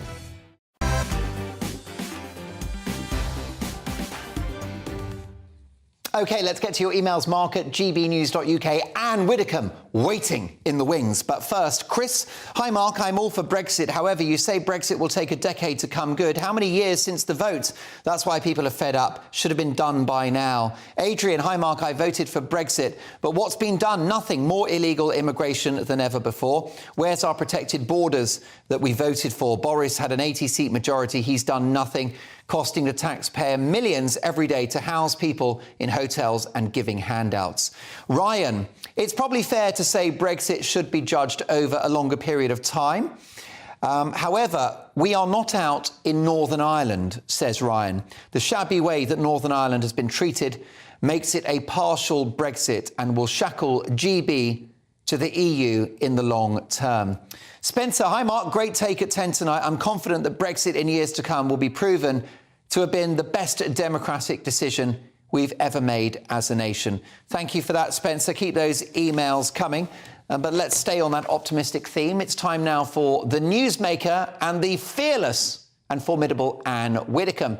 Interesting anniversary today, because the Conservatives officially overtake New Labour's time in office. And so it begs the question, have the Tories wasted 13 years in power? Anne Widdecombe, welcome back to Mark Dolan tonight. Your appraisal of 13 years of Tory rule. Well, I'm afraid it's not a very happy appraisal, and if I were marking this, I think I would probably give them gamma treble minus for what they've done. If you actually look at the record, they've lost control of illegal immigration completely. They promised faithfully under Cameron that they were going to get the numbers of legal immigrants down. They're going up to enormous levels. The NHS is in chaos. Our defence capability has been reduced. Crime, there are now guns and knives on the streets that we almost take for granted. Inflation and strikes are taking us right back to the 1970s. And for a Conservative government, we've got record tax levels. We haven't, I'm sorry, Mark, I heard your earlier piece, but we have not delivered Brexit properly. We've betrayed Northern Ireland, or the Tories have betrayed Northern Ireland completely and left it behind in the EU. We've got the nonsense of net zero, whereby this government are expecting us to replace our boilers and replace our cars for very, very expensive alternatives. And so wherever you look, it's a long, long record of failure. I agree, our attitude towards Ukraine and our efforts to help have been successful. And I would also give Boris Johnson and straight off for the way that he handled the vaccinations. So there have been odd successes. But if you look at the whole thing over a period, where are we on the basis of what they promised? And of course, the Conservatives have presided over this woke takeover of our institutions. Well, again, it's a Conservative government and it's not conserving anything. And it's selling out women to the woke agenda completely now. The Prime Minister has actually made some very helpful comments, but I want to see a fight against the woke agenda, the rolling back of the woke agenda, the absolute superiority of free speech. I want to see those things. And I expect them from a Conservative government. Don't expect them from a Labour government, but I expect them from a Conservative government. And you say, this is an anniversary of when the Conservatives have been in office longer than Labour were in office. It's hardly on the scale of, Queen Elizabeth outlasting Queen Victoria. There's nothing marvellous and wonderful to rejoice in. Anne, I accept your damning verdict. It comes with great authority. You've been a government minister when the Conservatives were actually very effective in office under strong Conservative leadership. But be careful what you wish for, because we may be about to embark on 5 years of Labour, who will be more woke and will tank the economy and probably take us closer back to Europe. Mark, you'll be lucky if it's only 5 years. The way the Tories are going at the moment, I think Keir Starmer, unless he makes a big blunder, and he may, and I think talking about opening up the deal with Europe, reopening it, to get us closer to Europe, that could come back to bite him very sharply. But unless he makes a big blunder, he's going to win the election. And then, there's no guarantee at all that it will all be over 5 years later. In an exclusive, Mark Dolan... Sorry to interrupt you, Anne, but in an exclusive Mark Dolan Tonight poll, we've been asking my viewers and listeners, as they officially overtake New Labour's time in office, have the Conservatives wasted 13 years in power? And the results are in, and they are as damning as your assessment. 83% say yes, whilst 17% say no. Your reaction, the public, very much dissatisfied with the Tories. Yes, and there's an election less now than 2 years away. Only just more than a year away. There is going to be a general election. And that is how the public are feeling. And if that doesn't galvanise the Tories out of their complacency, I don't know what will. I really don't know what will. And when do you anticipate the election will happen? And what do you think the outcome might be? Because the bottom line is that, yes, at the moment, Labour are streets ahead in the polls, but I'm not convinced that the public are particularly fond of or inspired by Keir Starmer. So at this stage, I know you're not a betting person, but how do you see the result playing out in a year's time? Well, first of all, I think the election will probably be in the autumn. People on the whole don't relish winter elections. I know we had one with Boris. It's very rare to have a winter election.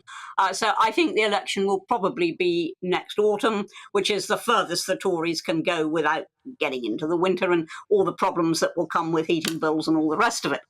So, yeah, I think it'll be in August.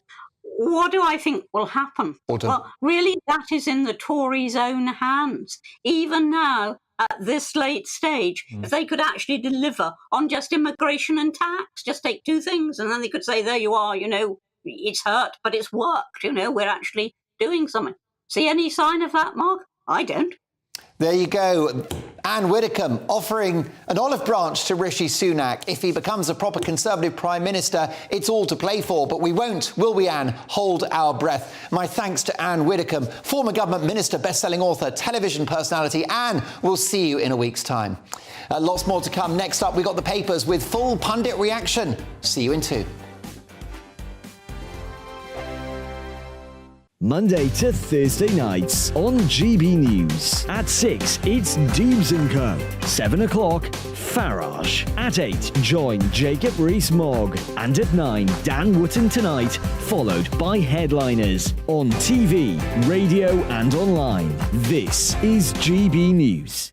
First and foremost, I'm a GB News fan, and I was before I was working here. Just love the fact that we're asking the questions that a lot of establishment media won't ask. With a bit of a twist, we not only want to inform you, but we want to keep you entertained. It's worth the drive because you get in and the team's all ready and waiting, they're itching to go, and it's a proper little family. GB News is the people's channel. It's the audience that makes the programme sing. We're giving our viewers and our listeners a voice. I see the thousands of your letters, tweets, emails, you name it, coming in. Britain is broken. How on earth did we get into this mess? But more importantly, how do we get out of it? The establishment had their chance. Now we're here to represent you. It's time for something different. It's time for GB News. I'm very patriotic. I believe in Britain. Our best days lie ahead. Britain's watching. Britain's watching. Join us here on GB News. The people's channel. Britain's news channel.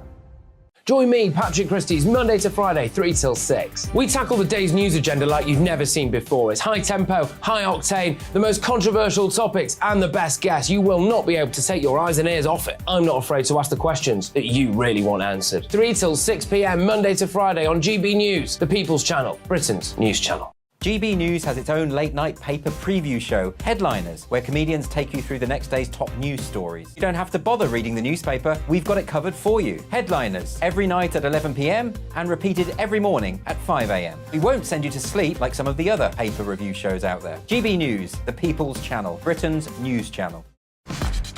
Start the day with GB News.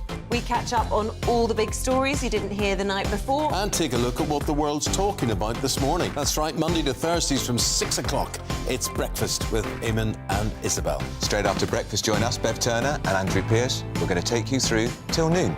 We'll be tackling the big topics of the day, including the things that the other channels just won't talk about. If it's happening here. Wake up to mornings on GB News, the People's Channel. Britain's news channel. I'm Jacob Rees-Mogg, the Member of Parliament for North East Somerset and a former government minister. For years, I have walked the corridors of power in both Westminster and the City of London. We need to have the arguments, the discussions on how we make it better. Crop failures, famine, war, suffering on a scale completely unimaginable. We are putting the cart before the horse. As Charles I said at the scaffold, he was the true defender of liberty. Yeah, I've completely derailed the conversation. Join me Monday to Thursday at 8 p.m. on GB News, Britain's news channel.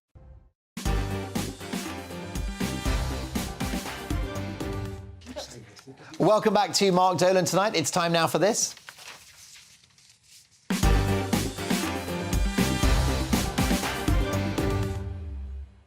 Props to director Jane, doing a great job. Pretty fresh to the show, and we're loving having her. Now, let's have a look at tomorrow's front pages. We got The Express, and they lead with Europe turns blind eye to let migrants reach the UK. Europe is getting rid of migrants by sending tens of thousands to Britain, a people smuggler claims. France and other European countries can stop the rush to the UK and the dangerous channel crossings, but choose not to, say reporters at The Express. Champions, but can City win the treble? Congratulations to Man City, who are now the Premier League champions. OK, next up, we've got The Independent. Pressure grows on Sunak over Braverman speeding ticket, and this an independent campaign. He shed blood with us. Don't deport another Afghan hero to Rwanda. The Eye newspaper. Sunak under pressure to call ethics inquiry into Braverman speeding claims. The PM is flying back from the G7 summit into a political storm over allegations that the Home Secretary may have broken the ministerial code over a speeding fine. Sunak is expected to consult his ethics advisor tomorrow amid claims that Braverman's officials denied she'd been caught speeding when asked about it several weeks ago. The plot thickens. Opposition MPs want an inquiry into accusations that the Home Secretary asked for civil servants' help to arrange private speed awareness courses to avoid points on her licence, or a speed awareness course. Next up, we've got The Times. Title joy for City. Got loads of viewers and listeners in the Northwest, half of whom will be celebrating tonight. Not me, I'm red. Oh dear, Angela's. Manchester. She's got the right hump tonight. Sunak seeks verdict of ethics. Excuse me, I'll put my teeth back in. Sunak seeks verdict of ethics chief on Braverman code breach. German men take a stand for sitting to spend a penny. 7 years ago, the writers Nicholas Frank and James Cave published a whimsical guide to Germany's sometimes perplexing social conventions titled German Men Sit Down to Pee. The assertion has now entered the realms of empirical fact after an international poll confirmed that the German male is indeed the undisputed champion Sitzpinkler, which means sitting whittler of the West. And we'll talk about that. Bit of lavatorial humour coming up. NHS app to let patients book private healthcare. That's an interesting story. So let's just stick with that for a moment, if you don't mind, Jane. Patients will be encouraged to use the NHS app to choose treatment in private hospitals as the PM sets out plans to cut waiting lists. Dozens of private diagnostic centres will also offer checks for cancer and other conditions in efforts to use private companies to boost NHS capacity and speed up care. OK, we can go now. Thanks for getting that back. Let's go to the Mail. How emoji in Holly's message secretly shows what she really thinks about Phil. And also now drug driving overtakes drink driving. Really worrying story. Drug driving has become more prevalent than drink driving, a shock police report reveals. An average of 80 motorists are caught every day, but many may escape justice because of delays in processing blood tests. And for the first time since drug driving was made an offence in 2015, the number of prosecutions has fallen. The report from the National Police Chiefs Council found that drivers can be let off because it takes 4 to 5 months to process test results, and officers have only 6 months to prosecute. Absolute shocker, that story. And last but not least for now, Daily Star, hotter than Morocco. Do you want to flake with that? It is Bake Britain. Who wears short shorts? You do. Britain will be hotter than Morocco this week with a 24-degree-centigrade sizzler. The great weather is set to last a glorious 42 days. Pass us a cold beer or two, mate, say the Star. So much needed good news. The sun's on the way. That long-awaited summer is with us. Well, look, let's get reaction now to all of those front pages with former MEP and political commentator Annunziata Rees-Mogg, GB News senior political commentator Nigel Nelson. He's ours now, and he's going nowhere. And journalist and broadcaster Angela Epstein. This is a really worrying story, Angela, and this is about drug driving. Yes. It's now a more common offence than drink driving. Yes, it's fascinating, actually, because we know about drink driving. We've spoken about speeding ad nauseum, about Suella and her only way is ethics situation. See what I did there? Nicely done. Yeah, thank you. For these prices too. But now it seems that drug driving is... I think it's always been there, but the issue is that somebody's crunched the numbers. And the problem with this, to me, is twofold. On the one hand, without enough police on the road, a speed camera, unless the camera catches you driving in a way that is below the reasonable standard, you're not going to get caught. And then there's the processing issue. You had your, Mr. Loophole on beforehand, who's made a fantastically successful career about spotting the legal anomalies. And this is it. If the processing situation takes too long, that even if you apprehend a driver and there's an allegation of drug driving, if it falls down on how long the blood test takes, then the drivers are back on the road. And it's a really, really scary thought, because you can drive as carefully as you want to, but your well-being on the road is only at the behest of the person behind you or in front of you. Well, definitely, and I think the problem with drug driving is it's harder to detect, isn't it, Annunziata? If the copper pulls you over, they can probably smell alcohol on your breath. Whereas if you're high on marijuana or if you've taken cocaine, it may be harder for the officer to detect that. I happened to read a case this week about a woman who was done for being, I think, 3 times the limit of some derivative of the cocaine, because the cocaine leaves your system, but there was still some trace of it. And the officers arrested her because of erratic behaviour and enlarged pupils. So I think there are still signs that police are trained to look for. OK. But you're not going to have a smell about you. It is a marijuana, you might stink to high heaven, who knows? A lot of street corners in London do now. I think there has been a huge turning of a blind eye. And personally, I think we should have a debate about whether to legalise drugs in certain settings, not whilst driving, or to keep it banned. But having this weird halfway house that we're in at the moment, where it's illegal but the police do nothing, surely is the worst of both worlds. Well, yes, this will raise the debate about whether we should legalise drugs. What do you think, Nigel? I think that there should be a proper independent commission on whether or not to do that, whether to decriminalise, legalise, tax drugs there as well. It's been quite clear that the police constantly say it, that it shouldn't be a criminal justice problem, it should be a health problem. If you were able to get some taxes back on that, you could treat the health problem that drugs cause. As they do in Portugal. As they do in Portugal. Although, does it also reflect, Annunziata, the fact that we've normalised drug use now, that there's so much marijuana around, that there's... we hear about celebrities and politicians taking cocaine at dinner parties, and then they jump in the car and they drive home. It came home to me quite how normalised it is when recently I took a train to King's Cross on a Sunday evening and stopped off in McDonald's, and directly opposite me a drug deal was going on over the bench that I was eating on one side of. And in plain sight. They were young, I don't know, 18, 19-year-old kids who couldn't have cared less that anyone could see them. And if it's become that acceptable, we've got to have a broader debate about whether it's legal, whether it's not, and how that feeds into doing things like driving. Well, I go around on my little moped, Angela, and I sometimes have to hold my breath when I go past certain cars and vans because of the stench of marijuana. There's no enforcement, and I'm worried about how normalised marijuana use has become. Yeah, you're absolutely right. Because... It's not harmless. No, it isn't. And also, is it a gateway drug? Does it become... do people acquire a taste for chasing the high, and once that flatlines, then they look for something further? Yeah. So there's a whole involved discussion. But just spooling back very quickly to this issue about being behind the wheel, we should also nod to the fact that earlier last week there was a story about blood tests, roadside blood tests. Will they be able to detect whether people are too tired when they drive, and is that a reason for causing accidents?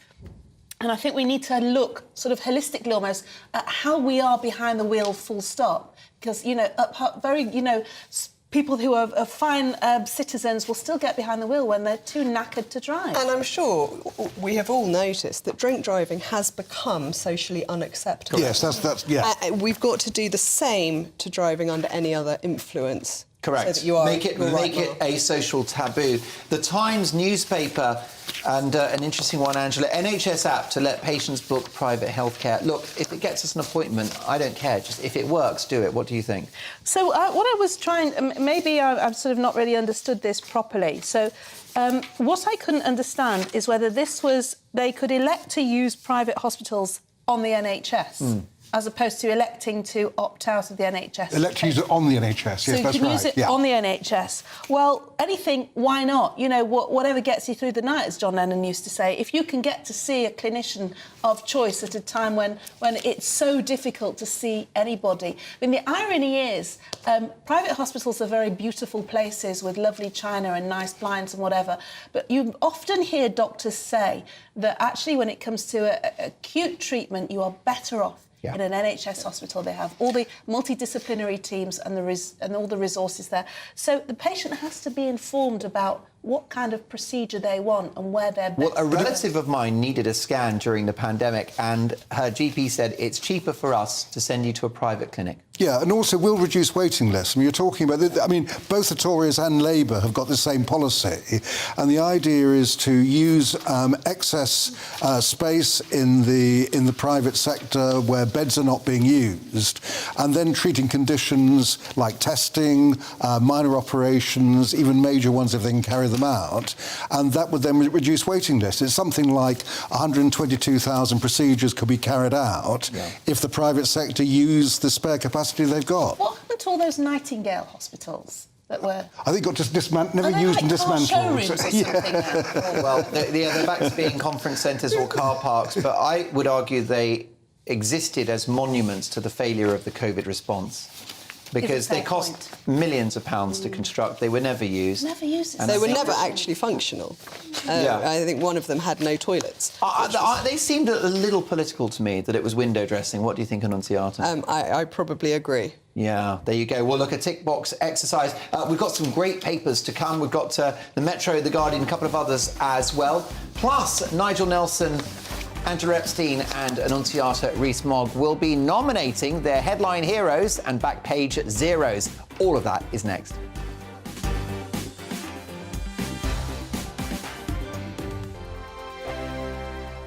It's all about family, being in people's living rooms, all the interaction and getting to know who our viewers and listeners are. When I was young, my dad used to say, Nana, stop arguing. I wanted an outlet that would enable me to give my opinion. People are going through a really hard time right now, and I know that you don't feel like you're being listened to by the establishment. I came to GB News because it's the People's Channel, and I want the audience to have their say on the events of the day. We're dynamic. We do something different. Democracy shows that the wisdom of the nation is in its people. I get to travel to find out what the story is from a personal perspective. The British people aren't fools. We know when we're not being told the full story. We've got to work out how Britain moves forward from this. It's the best country in the world. The establishment had their chance. Now we're here to represent your views. Britain's watching. Britain's watching. Britain's watching. We're proud to be GB News. The People's Channel. Britain's news channel. So Jubes & Co, we tackle the issues of the day with real robust debate, both sides of the fence, battling it out with me in the middle with my forthright opinions and views, and often really interesting things happen because you start with a position and then by the end of the debate you find actually, well, I might not have thought about that one. What we need in this country is two new political parties. You should maybe think about doing a 2024 calendar. I'm Michelle Dewberry and I'm keeping you company right through until 7 o'clock this evening. GB News, the People's Channel, Britain's watching.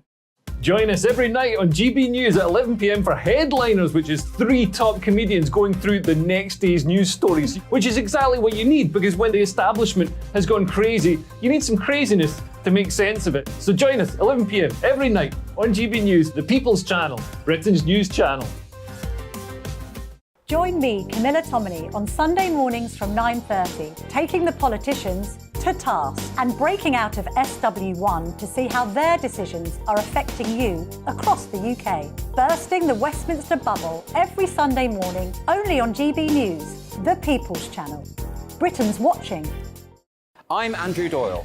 Join me at 7 o'clock every Sunday night for Free Speech Nation, the show where I tackle the week's biggest stories in politics and current affairs with the help of my 2 comedian panellists and a variety of special guests. Free Speech Nation, Sunday nights from 7 on GB News, the People's Channel, Britain's news channel. I'm Mark White. As GB News Home and Security Editor, I cover those key issues that are so important to you. Our authorities, our communities doing all they can to combat violent crime. With the public services under unbearable strain, why are we still failing to control our borders? Defence, the first priority of any government, has been continually hollowed out.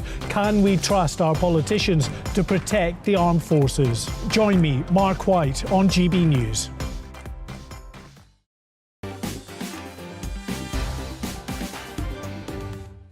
A big shout out to Abigail, Mescana and Maria, a 3-person team tonight, and Abigail's at home, ill, but still delivering for the show. So thanks to my amazing team. Of course, we've got so many others as well. We've got directors, we got this, we got that. It is GB News. It's the People's Channel. It's Britain's news channel. If you're enjoying GB News, if you're enjoying Mark Dolan tonight, tell your friends, tell your family, and let's change the world together. Now, a big update from us here at GB News. We've improved and transformed our website domain. From tomorrow, go to gbnews.com for all your latest news, the best clips, and all the updates that you need from us. Visit gbnews.com from first thing tomorrow. OK, we've got more front pages. Where shall we start, Jane? What have you got for me? OK, let's have the Telegraph, please. OK, we'll load that one up, and it is the Monday Telegraph. And, of course, we can guess a couple of the stories, can't we? Braverman smear fears over curb on migrants. Allies of Suella Braverman fear she's the victim of a smear campaign amid an increasingly acrimonious battle over her efforts to tighten restrictions on net migration. The Home Secretary was accused at the weekend of asking civil servants to help organise a private driving awareness course as she sought to avoid incurring points on her licence after being caught speeding. But is the leak of this information a smear on her, an attempt to get her out? Well, that's the topic of my big opinion, which you can find now on Twitter at GB News. Cheapest rail tickets not available at the booth. And the Tories have received a £5 million donation. Mohammed Mansour, an Egyptian-born billionaire, has given $5 million to the Tory party, equal to the biggest previous donation by Sir Paul Getty in 2001. So an upturn in the Conservatives' fortunes there. And their bottom line. Let's go to The Sun now, shall we? Brilliant. This morning exclusive. Phil, I'm completely broken. Star feels he's been knifed by ITV bosses. He gets 6 months' pay and Holly's off for 2 weeks. Devastated Philip Schofield says he's completely broken by his axing from this morning. A source said this morning was Phil's life and he feels he has been knifed. And The Guardian, pressure on PM to launch inquiry into Braverman's speeding row. 1 down, 2 to go for champions Man City. And those are your other front pages. So still reacting to the papers, we have Annunziata Rees-Mogg, Nigel Nelson and Angela Epstein. I don't have to give you their titles because they're all bloody famous, let's be honest. What a pundit group I've got tonight. Angela, can I ask you about Philip Schofield? You've been on the sofa of This Morning, haven't you? Yes, I have. Not for quite a while, but I used to do it quite regularly. And listen, your reaction to the fallout from this, the latest story in tomorrow's Sun, a Sun exclusive, it sounds like it's come from Schofield's people. Well, yes. I mean, look, setting aside all personalities, I don't know either of them at all. I've just been a guest the way I am here. You're treated very nicely. You know, there's lots of all that goes on with with some great programmes on daytime telly right across the board. So you've never had a personal issue with Schofield? No. Right. But is he a cold fish? I've always found him as pleasant. I find all of these people very pleasant, but we're guests. We breeze in and people make us cups of tea and it's all very, very nice and everybody's very professional. I just think what I'm sorry about, I don't know the details of this, is it seems to snowballed very quickly. Yeah. And it's the way that life turns on a dime. I know we're not talking about war and famine or whatever, but one minute you can think you're part of the infrastructure of daytime telly and the next you're the story and then you're gone. Yeah. I mean, who knew? Well, indeed so. What do you think about this, Nigel? I mean, it's quite political in its own way, isn't it? Because it's a Holly versus Phil. It's always better than politics. Yeah. Do you remember when Nicola Sturgeon and Alex Salmond fell out? The same sort of thing, yes. Absolute political besties, joined at the hip. Alex Salmond helped Nicola Sturgeon in her career, and then the big... And Keir Starmer and Angela Rayner got labelled as the Phil and Holly of politics last week. And then, of course, there was Blair versus Brown. Yeah, I mean, it happens. I mean, And McCartney, I'm sorry, it doesn't get much Best bigger example. than that. Besties for decades and then fell out over the business. But I mean, do you not think this was inevitable? The way the story was going, I too had been on the This Morning sofa, just got on air kissing terms with Holly before I got fired. But it was quite fun at the time. You got fired? Well, yeah, they decided to actually get rid of all the newspaper reviewers, so I was one of them and got thrown out at the same time. Were you completely broken? I wasn't totally broken. And did you just have slightly any broken. encounters with Schofield? I'm looking for first-hand accounts. Yeah, and I find him perfectly pleasant, to be honest. Both of them were fine, but as Angela says, you waft in, you waft out, you don't really have much of a relationship with them. I mean, someone like Eamon Holmes was much more friendly to all the guests who were there. Yeah. Annunciata? Well, I haven't been on the This Morning sofa, and I haven't met their ratings are either of them. So I feel rather left out today. But may I suggest there's a great opportunity for Phil. He can just go back in the broom cupboard. Yeah. What a great shout. Reacquaint himself with Gordon the Gopher. OK, well, look, there you go. Of course, there's more Braverman stuff. A quick line from you, Annunciata. Braverman smear fears over curb on migrants. Is this a right royal stitch-up on Braverman? And by the way, will she survive? I think that's in Rishi's gift. I see no current reason why she shouldn't. Would he doesn't want to lose her, does he? I mean, it's my view from my Yes, he does. opinion. Yes, he does. But it's my view that if he she's a rival now. If he sacks her, he will lose the next election, in my opinion, because she's a totemic figure now among the grassroots. She certainly is, but it might suit him if she has to resign. That you don't always want your number two to be bigger than you in terms of popularity, and certainly amongst the grassroots, she is currently. But you want, don't you? You want your rivals in the tent, not outside. Yeah, you want big missiles. Yeah, the whole kind of keep your friends close and your enemies closer. I also think you have to consider the optics. It's a small matter of the electorate who will decide the future of all these people. And it looks very lame when you see a party which has already been condemned as being in free fall, whether it is or not, we'll see. And there's this musical chairs going on, 5 prime ministers in 3 minutes, 12 health secretaries Absolutely, but that ignores all their egos. Kind of stuff. And their egos get in the way of good decisions quite often. Well, there you go. Well, let's crack on now with a very popular item in the show. It's called Headline Heroes and Backpage Zeros, a name given to us by one of our viewers. Scott, what a legend. So, look, let's get Annunciata Rees-Mogg's headline hero. Who caught your eye today? GB News. I've heard of them. What have we done now? Well, you see, I'm very slow on the whole technology front, so it was only in the last week that I discovered that you're on my radio in my car. And this has completely transformed my school and nursery runs. I can now start the day feeling informed, challenged. Come on. At such a different experience to your competition. That Eamon's got a lovely voice as well, and that really does help. But the whole premise of GB News, that the presenters get to say what they think, they get to have on guests of every single viewpoint, nothing is taboo, and us, the listeners, can make up our mind on who they want to believe is correct, who's wrong, which side of the debate they fall on. You treat us like adults. And none of the other broadcasters do. So thank you, GB News. Well, that's a ringing endorsement. I've got to say, I wasn't going to interrupt any of that. And I'm supposed to do balance, but I think it's time to move on. We won't bother with balance on that one because I completely agree with every word. But, of course, we are nothing without our viewers and listeners, and for that, we thank you. Listen, Nigel, who's caught your eye today? Well, I can't beat GB News, obviously, but I'm going to put up Shadow Health Secretary Wes Streeting on the basis that he's had the courage to tell it like it is over the NHS. Yep. Very few politicians do. Yes, and he's a great communicator.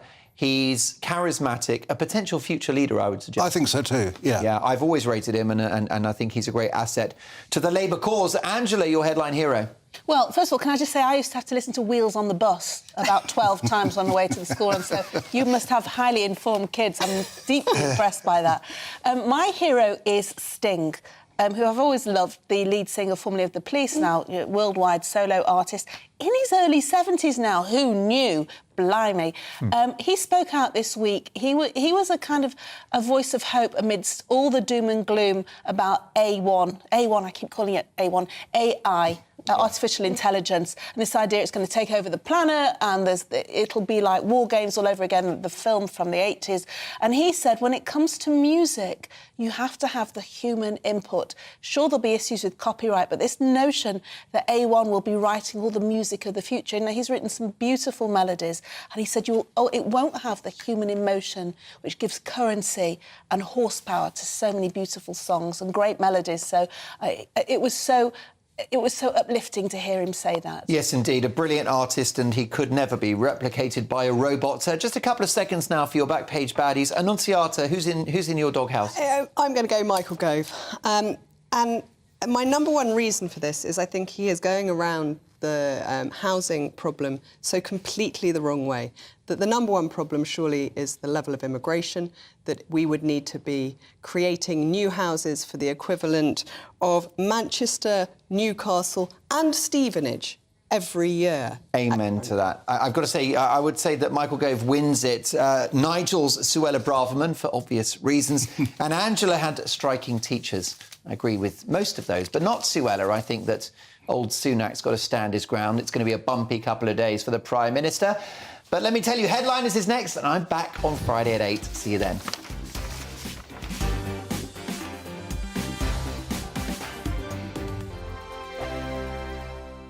I joined GB News because I was sick and tired of not hearing my views being represented, not just mine, but so many people that I knew and spoke to. I just couldn't get my voice out there. I couldn't say anything. I couldn't do anything. Whatever the narrative was, I kind of had to follow it. GB News is there to provide a voice for those who have been ignored by the establishment media. We think different things, we've got a different style. GB News is here to be optimistic and positive about the future. It's real kind of dynamic and flowing, with the audience very much at the heart of it, like a big family. Here at GB News, we talk about the things that matter to you. Hearing the voices from right across our towns and cities, especially our towns. All sides of the argument represented with a heavy dose of opinion. We're on a mission here to make a difference. And the GB News family really is here for you, and whatever time of day you can watch or listen. Britain's watching. Britain's watching. We're proud to be GB News. The People's Channel. Britain's news channel. Westminster is going around in ever-decreasing circles, followed by the media. Britain is broken. How on earth did we get into this mess? But more importantly, how do we get out of it? Join me at 7 p.m, Mondays to Thursdays on Farage, here on GB News. We will have open, rational debate. We've got to work out how Britain moves forward from this. Join us here on GB News, the People's Channel. Britain is watching. You've probably seen politicians